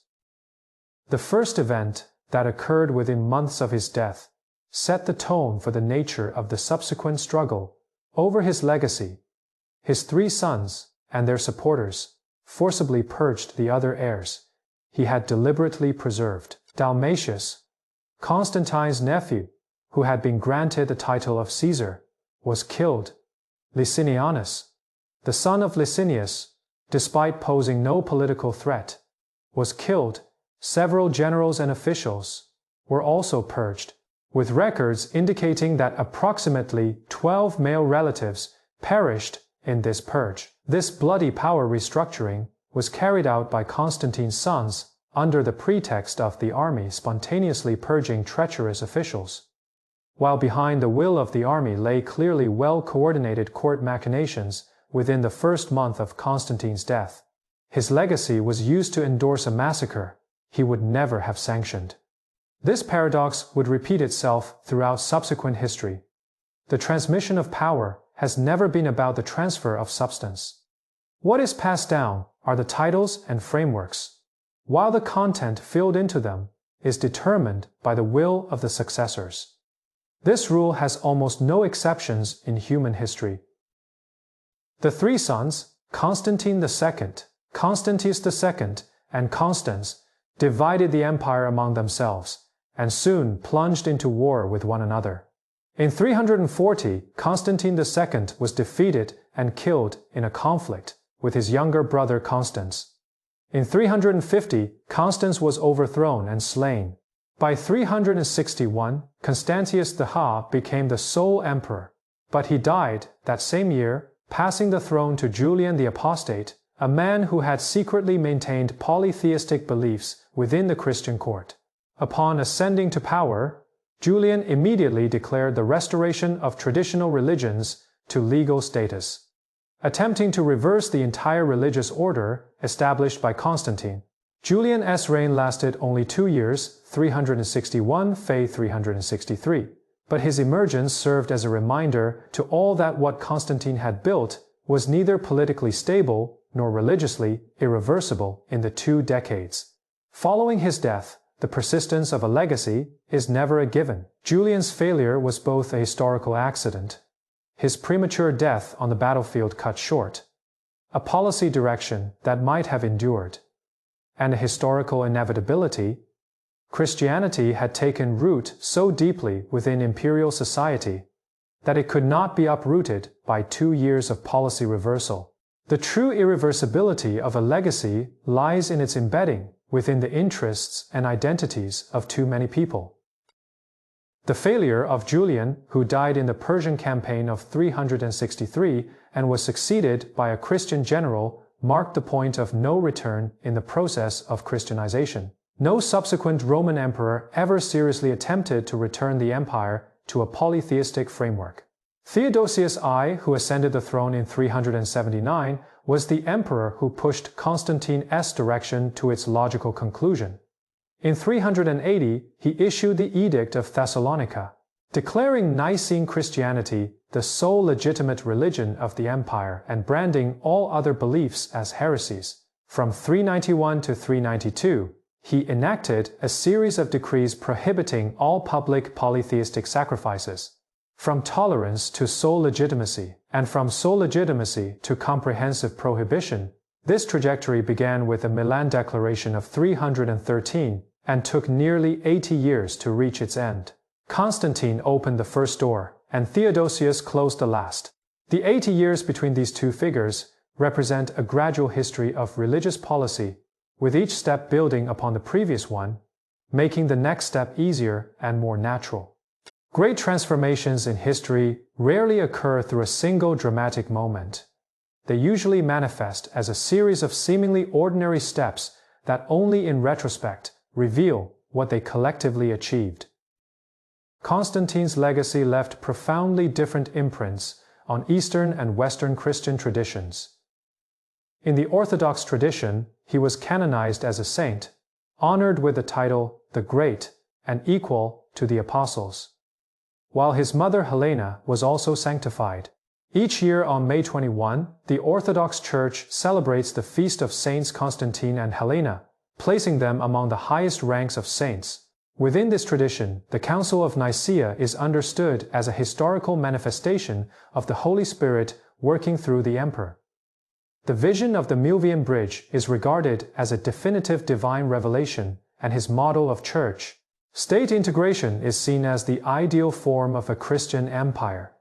This sanctification of Constantine deeply shaped the political theology of Orthodox nations and serves as an indispensable historical backdrop for understanding the Byzantine Empire, the Russian Empire, and even certain political orientations in modern Russia. When a historical figure is elevated to the status of a religious saint, they cease to be merely an object of history and become part of a living religious authority. Their choices are interpreted as divine examples, and their legacy is understood as a sacred mission that must be carried forward. In the Western Catholic tradition, the evaluation of Constantine has always been more complex and reserved. He is not an official saint of the Catholic Church, although he is sometimes informally referred to as blessed. A central political narrative in the medieval Catholic Church involves a famous forged document, the Fedonation of Constantine Fey, purportedly a decree by Constantine after his conversion to Christianity, granting Pope Sylvester I secular authority over Rome and the Western Empire. This document was used throughout the Middle Ages to support the papacy's claims to temporal power until 1440, when the humanist scholar Lorenzo Valla proved it to be a later forgery through linguistic analysis. The fact that this forged document existed for centuries is itself the most vivid example of how Constantine's legacy was instrumentalized by political forces. His name was attached to words he never wrote, serving power games centuries after his death. This case reveals the political function of historical names. The name of a sufficiently authoritative historical figure can be borrowed as a resource of power, as long as the borrower can convince others of a connection between that name and their claims. It can serve any agenda. During the Reformation era, Martin Luther and other reformers' assessments of Constantine introduced a new layer of complexity to his moral standing in Western narratives. For Luther, Constantine's alliance with the Church marked the beginning of its true corruption. Imperial wealth, power, and political logic began to permeate Christianity, transforming it from a spiritual community of faith into an institutional appendage of secular authority. This critique introduced the concept of the Constantinian compromise into theological and political discourse for centuries to come. Within this framework, Constantine is not seen as the founder of Christian civilization, but as the first corrupter of its spiritual purity. He granted Christianity power, but power brought corruption. He provided state support, but the logic of the state began to replace the logic of faith. The concept of the Constantinian compromise was widely invoked in 20th century theological discussions, becoming a standard historical argument for criticizing all forms of church-state alliances. Its enduring relevance reflects the lasting significance of the issues it addresses. Historians of the Enlightenment era, represented by Edward Gibbon, added a new critical dimension to Constantine's historical legacy from another perspective. In Faithy History of the Decline and Fall of the Roman Empire Fey, Gibbon identified the rise of Christianity as one of the significant factors in the decline of the Roman Empire. He described Constantine's support for Christianity as a weakening of imperial vitality. Christianity diverted the energy of the elite from public affairs to religious contemplation, redirected resources from military defense to church construction, and channeled diverse intellectual traditions toward a singular theological orthodoxy. This interpretive framework sparked widespread controversy at the time and is no longer regarded as a sufficient causal explanation in today's academic circles. However, the historical approach it represented, which incorporated religion into the causal analysis of the rise and fall of empires, profoundly influenced historiography for the following 2 centuries. Gibbon's framework epitomized a typical stance of the Enlightenment era, using rational analytical tools to deconstruct the historical role of religion and reducing sacred narratives to historical phenomena, explainable by political and economic factors. This stance itself was an intellectual response to the Constantinian legacy and an indispensable historical link in the formation of modern secular thought. The study of Constantine in modern historiography underwent a significant paradigm shift in the 20th century. Traditionally, historians tended to accept the authenticity of Constantine's conversion, viewing it as a pivotal decision that altered the course of European civilization. Starting from the mid-20th century, drawing on Jacob Burckhardt's critical tradition, an increasing number of historians began to emphasize the political motivations behind his religious policies, even questioning the authenticity of the conversion itself. This historiographical debate deeply reflects the cultural and ideological stances of modern scholars themselves. Christian scholars tend to uphold the authenticity of the conversion. Secular scholars lean toward emphasizing its political instrumentality, while postmodern perspectives focus more on the constructed nature of the narrative itself. No perspective is entirely neutral, and this lack of neutrality is an inseparable part of any historical narrative. The honesty of a historian lies not in claiming to have no stance, but in being clearly aware of their own stance and incorporating it into the narrative. The study of Constantine precisely offers an ideal case for examining historians' self-awareness. He is a figure from whom evidence can be found to support almost any stance. In the dimension of political theory, Constantine's most enduring legacy is a specific model of church-state relations, historically known as Caesaropapism, where the emperor, or the supreme state authority, holds substantial control and dominance over the church, while the church enjoys resources and status under state protection, but loses its independent capacity to critique state power. This model evolved into an institutional reality in the Byzantine Empire, and through the Orthodox tradition, influenced the political theology of countries such as Russia, Serbia, Bulgaria, and Georgia. In Western Europe, the papal system of Catholicism was, to some extent, a reaction against this model. The establishment of papal authority was precisely to resist secular control over the church. One of the origins of the millennium-long struggle over church-state relations lies in the nested structure of power and faith that Constantine established between 324 and 325. The core tension of this structure lies in its dual nature. It makes religious institutions dependent on state protection while simultaneously granting them the moral authority to critique the state. How can a religion supported by the state maintain its independent critical capacity toward its supporter? This question has remained unresolved since the Council of Nicaea. The various forms of the relationship between the modern state and religion can, to some extent, be traced back to the precedents established by Constantine. Whether in supportive or opposing forms, the separation of church and state, as one of the core principles of modern democracy, emerged partly as a reflection on and rejection of the historical experience of the era of Christian political unity.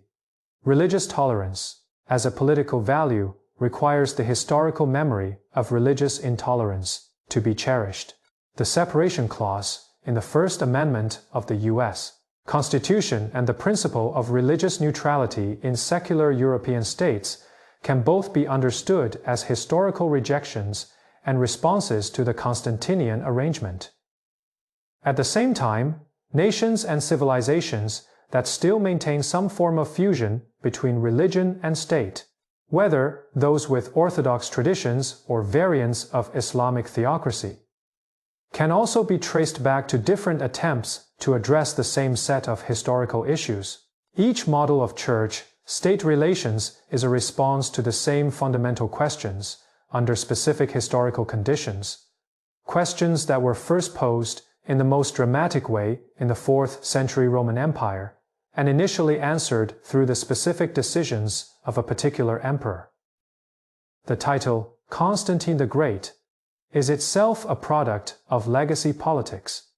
The suffix, the Great Magnus, was historically bestowed upon only a handful of emperors, Alexander the Great and Charlemagne being among the most famous examples. It was not self-proclaimed by Constantine, but rather conferred by later historical evaluation, representing a collective historical acknowledgement of his extraordinary influence on the course of history. However, this title also obscures the complexity of his historical image. It emphasizes construction and victory while silencing darkness and cost. It highlights the establishment of direction while blurring the manipulation and coercion involved in that process. A title is a compressed narrative. It tells us what history chooses to remember, not necessarily what actually happened. Yet, compression is also a form of preservation. It is the concise power of this title that allows his name, even after 17 centuries, to evoke genuine emotion and debate in historical discourse. An emperor forgotten has no title. An emperor with a title is never forgotten. Within Christianity, the most intense debate over Constantine's legacy centers on a core question: was his political support for Christianity a blessing or a curse? Proponents of the blessing argument contend that, without imperial protection, Christianity might not have spread rapidly enough in the competitive religious marketplace of late antiquity to avoid being overwhelmed by the flood of rival faiths. Advocates of the curse argument assert that it was precisely imperial patronage that transformed Christianity from a spiritual community that glorified suffering into an institutional body pursuing power and wealth, betraying the core spirit of its founder. This debate has no historical arbiter, as each side grasps a genuine historical logic, and history offers no opportunity for counterfactual experiments. History provides no chance for counterfactual experiments. We cannot know what form Christianity would have taken without imperial support, nor can we know whether Christianity, with such support, could have maintained its spiritual purity without corruption. The what-ifs of history are the most enticing and dangerous intellectual game. Regarding Constantine's legacy, there is another often overlooked but crucial dimension: his influence on the direction of Christianity's spread. Before his reign, Christianity spread relatively evenly among cities within the empire, without a clear center of power. By establishing Constantinople, supporting the Bishop of Rome, and constructing the Church of the Holy Sepulchre in Jerusalem, he anchored the spread of Christianity to specific geographical nodes, creating a pattern where political power centers became the centers of ecclesiastical authority. This framework not only influenced the organizational structure of Christianity, but also shaped the cultural content. It carried as it spread outward. It was disseminated, wrapped in Roman, Byzantine political culture, a packaging that profoundly influenced the cultural character of all subsequent civilizations formed under Christianity's protection. The missionary activities of the colonial era pushed this fusion to a global scale. When indigenous cultures in Africa, Asia, and the Americas encountered Christianity, they were not only exposed to a set of religious beliefs, but also to a civilizational packaging deeply integrated with Roman political culture, a legacy rooted in Constantine's decision to bind Christianity to imperial tradition. In all discussions of Constantine's legacy, one dimension is the most difficult to fit into any single evaluative framework: his shaping of medieval European civilization. The self-understanding of medieval Europe was built on three foundations: the political tradition of the Roman Empire, the intellectual heritage of Greek philosophy, and the religious framework of Christianity. The fusion of these three was directly facilitated by Constantine's policies, by binding Christianity to the political tradition of the Roman Empire. He created the institutional conditions for their integration: the universities, legal systems, artistic traditions, and political philosophy of medieval Europe all grew within this tripartite framework. In this sense, medieval European civilization itself is Constantine's most extensive, enduring, and difficult to evaluate legacy. When we admire the architectural achievements of Gothic cathedrals, when we read the theological philosophy of Thomas Aquinas, when we study Justinian's legal code, we are, in some way, touching the concrete forms of this legacy. The two faces of the legacy have always appeared side by side in the narrative of this chapter: the builder and the cleanser, the protector and the instrumentalizer, the founder of civilization and the introducer of its coercive mechanisms. These two faces are not two separate individuals, but manifestations of the same will to power in different directions. Understanding this whole, rather than selecting one face to magnify, is a requirement of historical honesty and the most basic fairness in historical narrative toward this figure. The richness of his legacy lies precisely in its complexity. Its enduring nature stems from the fact that every era can find aspects within it relevant to its own circumstances, whether for affirmation or questioning. This ability to be continuously reinterpreted is itself a unique form of historical vitality. A historical figure with only a single face, once all questions are answered, fades from historical debate and becomes a museum exhibit. Constantine's two faces ensure that he can never withdraw from historical debate, a mode of historical existence that both fascinates and unsettles posterity. Beyond the empire's glory, Constantine's legacy endures in a most intimate manner, one that is often overlooked by grand historical narratives, within the concrete lives of countless ordinary people. Those believers who openly worshipped for the first time after 313, those marginalized groups who received relatively fair trials due to the judicial privileges of bishops, those impoverished individuals who found relief through the church's food distribution system, and those faithful who for the first time had pilgrimage destinations because of the empire's investment in holy sites. Their names are absent from any historical records. Yet their lives constitute the true substance of this grand history. The grand sweep of history and the particularity of individual lives always interpenetrate in this way. And any historical account that focuses solely on the former, while neglecting the latter, misses the most fundamental meaning of history. Great historical shifts always unfold within the concrete lives of countless individuals. And the true weight of those lives cannot be fully contained within any historical framework. Remembering the existence of the nameless is the most basic honesty of historical narration.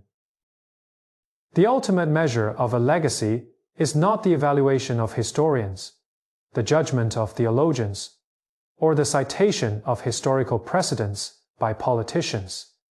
It is time. 1700 years later, his name still sparks genuine debate and passion in historical discussions.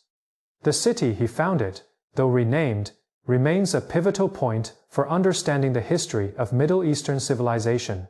The creed produced by the council he convened is still recited weekly by hundreds of millions, and the questions left by his arrangement of church-state relations remain among the most challenging issues in modern political philosophy. Time is the only unbiased judge in history, not because it is fair, but because it gradually strips away all that is not substantial, leaving only those questions with sufficient depth and impacts of genuine significance.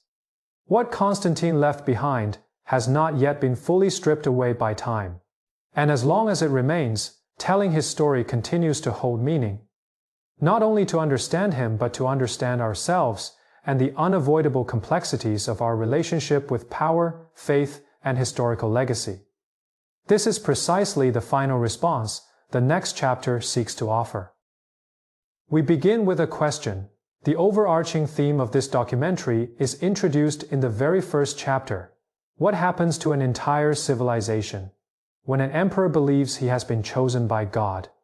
Over the course of 9 chapters, we have gathered enough historical material to confront this question. But before offering any answers, it is necessary to acknowledge that this is not a question that history alone can answer. It is simultaneously a theological question, a question of political philosophy, and a fundamental inquiry into how human collective life is organized. History can provide evidence, but the meaning of that evidence depends on the framework of questions we bring to it. What this chapter attempts to do, after fully presenting the complexity of history, is to honestly face those questions that history raises, but cannot answer alone, and to invite everyone who has listened this far to bring their own judgment and life experience into that still, open historical space, because the questions of history find their true meaning only in dialogue with the living. The first answer, given by history, is also the most definitive. Civilization indeed underwent change, a fundamental and irreversible one. From the Edict of Milan in 313 to the Edict of Thessalonica in 380 to the collapse of the Western Roman Empire in 476 to the closure of the philosophical schools in Athens in 529, and finally to the medieval European civilization shaped by Christianity as its ideological framework. This forms a clear historical chain of causality, with Constantine as its most pivotal link. Before him, Christianity was a minority among the empire's many religions. After him, it became the sole faith fully supported by the state machinery, eventually serving as the ideological foundation for all of Western civilization. The scale of this change is extraordinary by any historical measure. More importantly, it was enduring. Not a policy adjustment reversed after a few generations, but a cultural transformation that penetrated the very fabric of society, altering the fundamental framework through which people understood themselves, their communities, and the meaning of history. It is this depth that constitutes its true historical weight. The second response addresses the how of change, and this answer is far more complex. Civilizational transformation does not occur in an instant, nor does it unfold according to the design of any single will. It takes shape slowly and spirally through the concrete actions of countless individuals, the interplay of conflicting interests and beliefs, and the combined influence of chance events and structural forces. Constantine's role was not that of an omniscient engineer constructing a predetermined edifice according to a blueprint. He was more akin to a person who made a series of critical choices under specific historical conditions. Those choices interacted with countless other factors beyond his control, ultimately producing outcomes he himself could not have fully foreseen. The evolution of civilization is always broader, more intricate, and less reducible than the vision of any single actor. This reminds us to remain clear-headed when reading any narrative about one person changing history. Individuals may trigger historical turning points, but the direction after such a turn is never within the control of any single figure. The third response addresses the power and peril of belief itself. The case of Constantine illustrates how a belief, "I am chosen by God, my victory is proof of divine will, and my mission is to establish God's empire," can become one of the most potent driving forces in history. This belief endowed him with unparalleled psychological energy, provided his followers with a cohesion that transcended mundane calculations of interest, and lent his policies a legitimacy beyond what political arguments could offer. Yet, the very same belief instilled in him a dangerous conviction that his judgment was equivalent to divine will, and thus any challenge to it amounted to resistance against God's decree. This conviction was the source of both creation and suppression, a tool for unity as well as exclusion. The power and peril of belief coexisted in him in an inseparable manner. This was not a unique flaw of his character, but a structural tension inevitably faced by any actor who transforms belief into political power. Understanding this tension may be one of the most crucial intellectual tasks in comprehending the history of the intersection between politics and religion. The fourth response addresses the political function of the chosen self-narrative.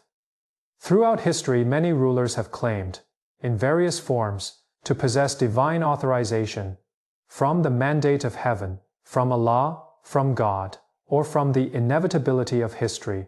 The political function of such claims is clear. They cloak secular power in a sacred narrative, turning challenges to authority into offenses against divine will, thereby significantly raising the cost of political opposition. What makes Constantine unique is not that he made such a claim, but the historical timing of his assertion and the chosen belief system. Christianity, which gave this claim a long-term historical impact far beyond his personal reign. The proposition that the emperor is God's representative on earth gained institutional expression through his case and left a profound mark on subsequent political philosophy, until modern democratic theory replaced it with the principle of popular sovereignty. The fifth answer is one that the documentary has been implying throughout its narrative without ever stating it outright. Historical honesty demands that we accept. We do not know. We do not know whether Constantine truly saw a vision on the eve of 312. We do not know if his faith was genuine. We do not know the real reason for Crispus's death. We do not know where history would have gone had he not allied with Christianity. Within these unknowns lies one of the most important lessons of this history.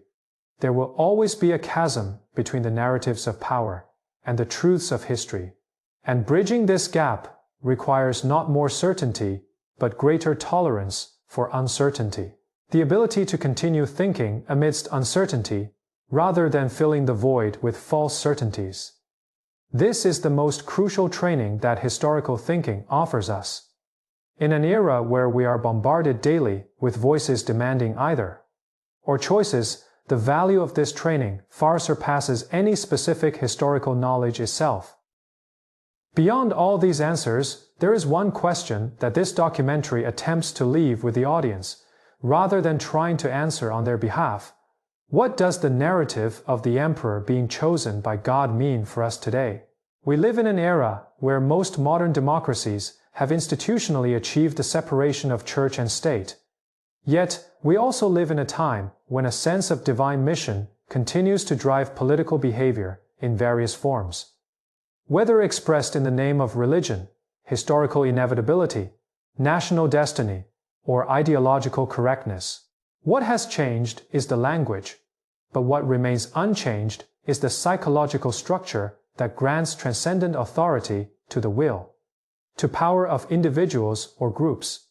Understanding Constantine is one of the most concrete and vivid cases for comprehending this psychological structure and its historical consequences. The reason his story remains relevant 2,000 years later is precisely because the way he represented the fusion of power and a sense of mission has never truly disappeared from the stage of human politics. Constantine remains an enigma to the end, not due to a lack of evidence, but because he was a genuinely complex individual, a man whose inner world cannot be fully captured by any external proof. He may have truly believed he was chosen by God. He might have maintained a blend of political calculation and genuine faith, in proportions we can no longer reconstruct.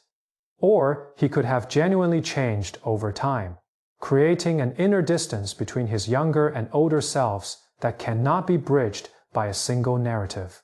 None of these possibilities can be ruled out or confirmed with the existing evidence. This very uncertainty is the most honest acknowledgement of a real person. The human heart is never a room that historical archives can fully explore. To admit this is both the integrity of historical inquiry and the most basic respect for historical figures as real human beings. They are not specimens to be dissected, but individuals who made real choices under specific conditions, and their inner worlds, like our own, can never be rendered entirely transparent.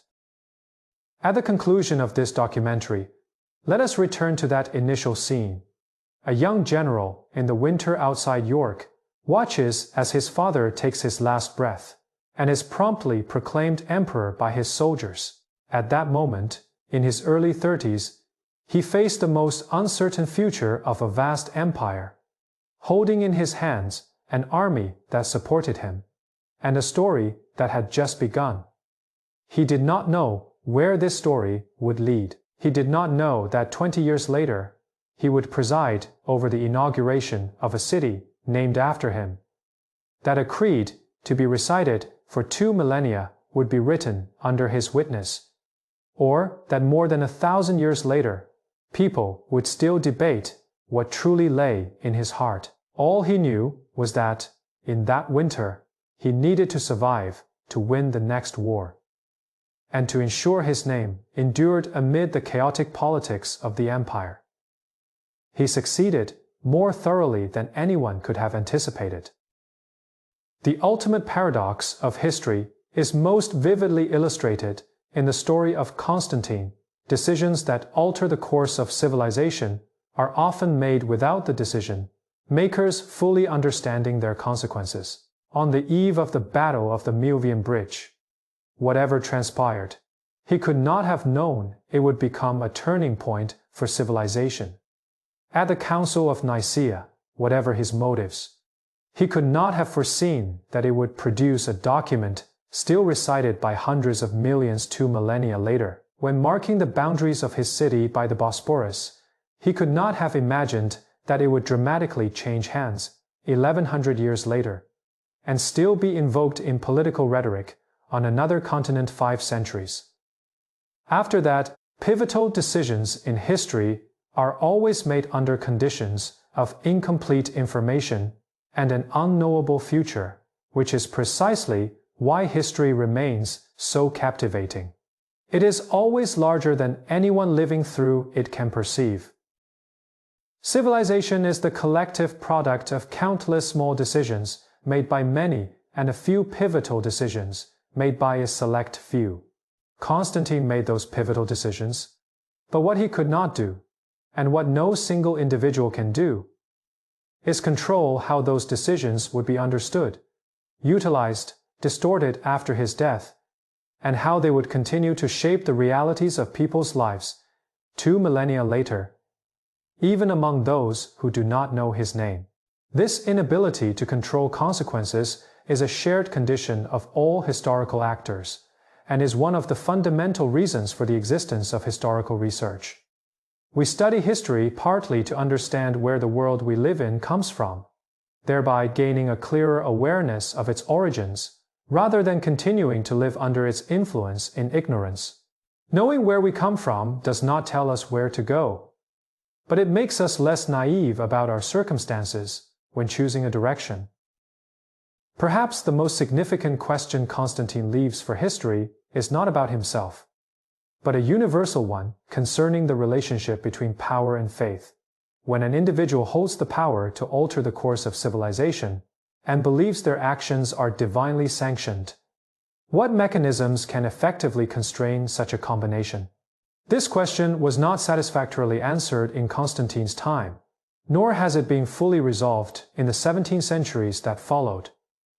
The modern democratic systems of checks and balances, constitutional frameworks, and the concept of human rights represent humanity's most earnest institutional response to this issue, thus far.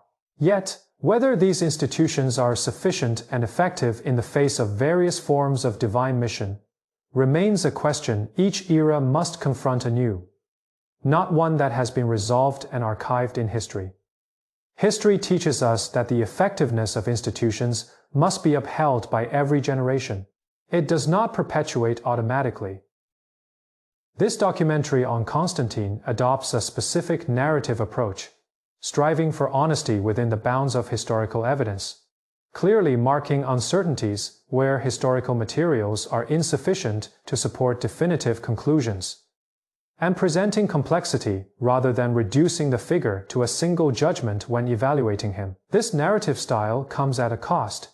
It cannot offer the satisfying clarity of a straightforward verdict, nor can it provide concise labels like, "This person was a great hero," or "This person was a dangerous hypocrite." Instead, it attempts to offer an understanding closer to historical truth, understanding a real person who existed, made real choices under real historical conditions, and produced real consequences.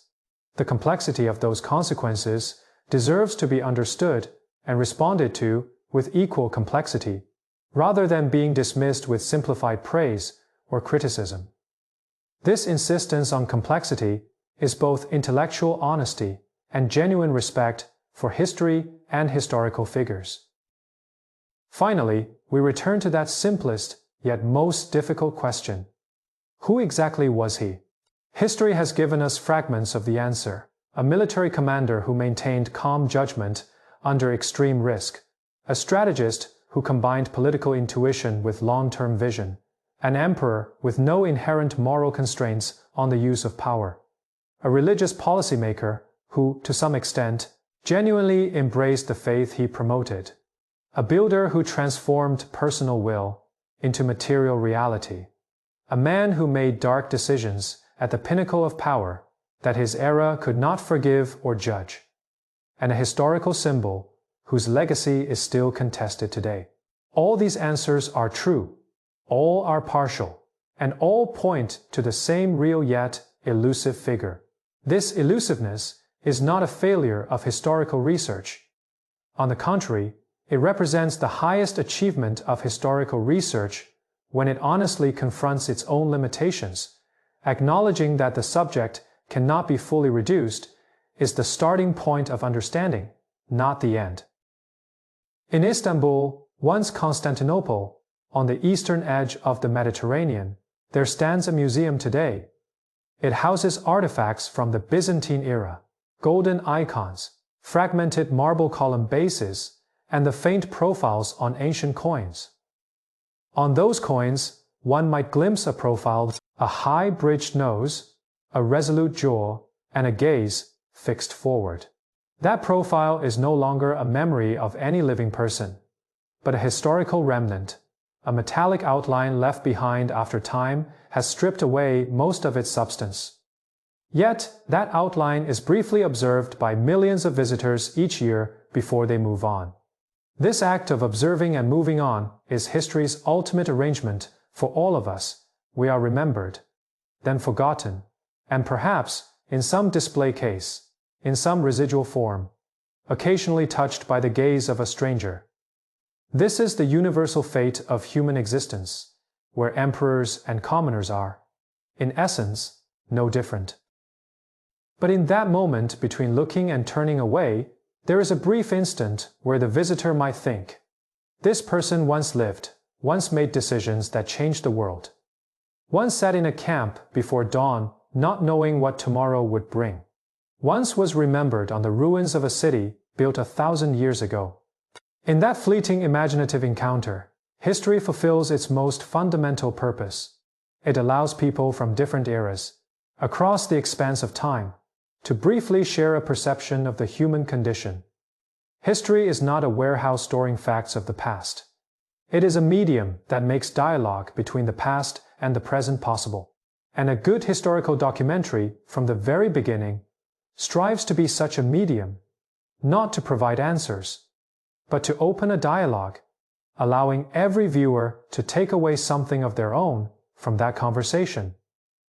A question, a confusion, or a deeper understanding.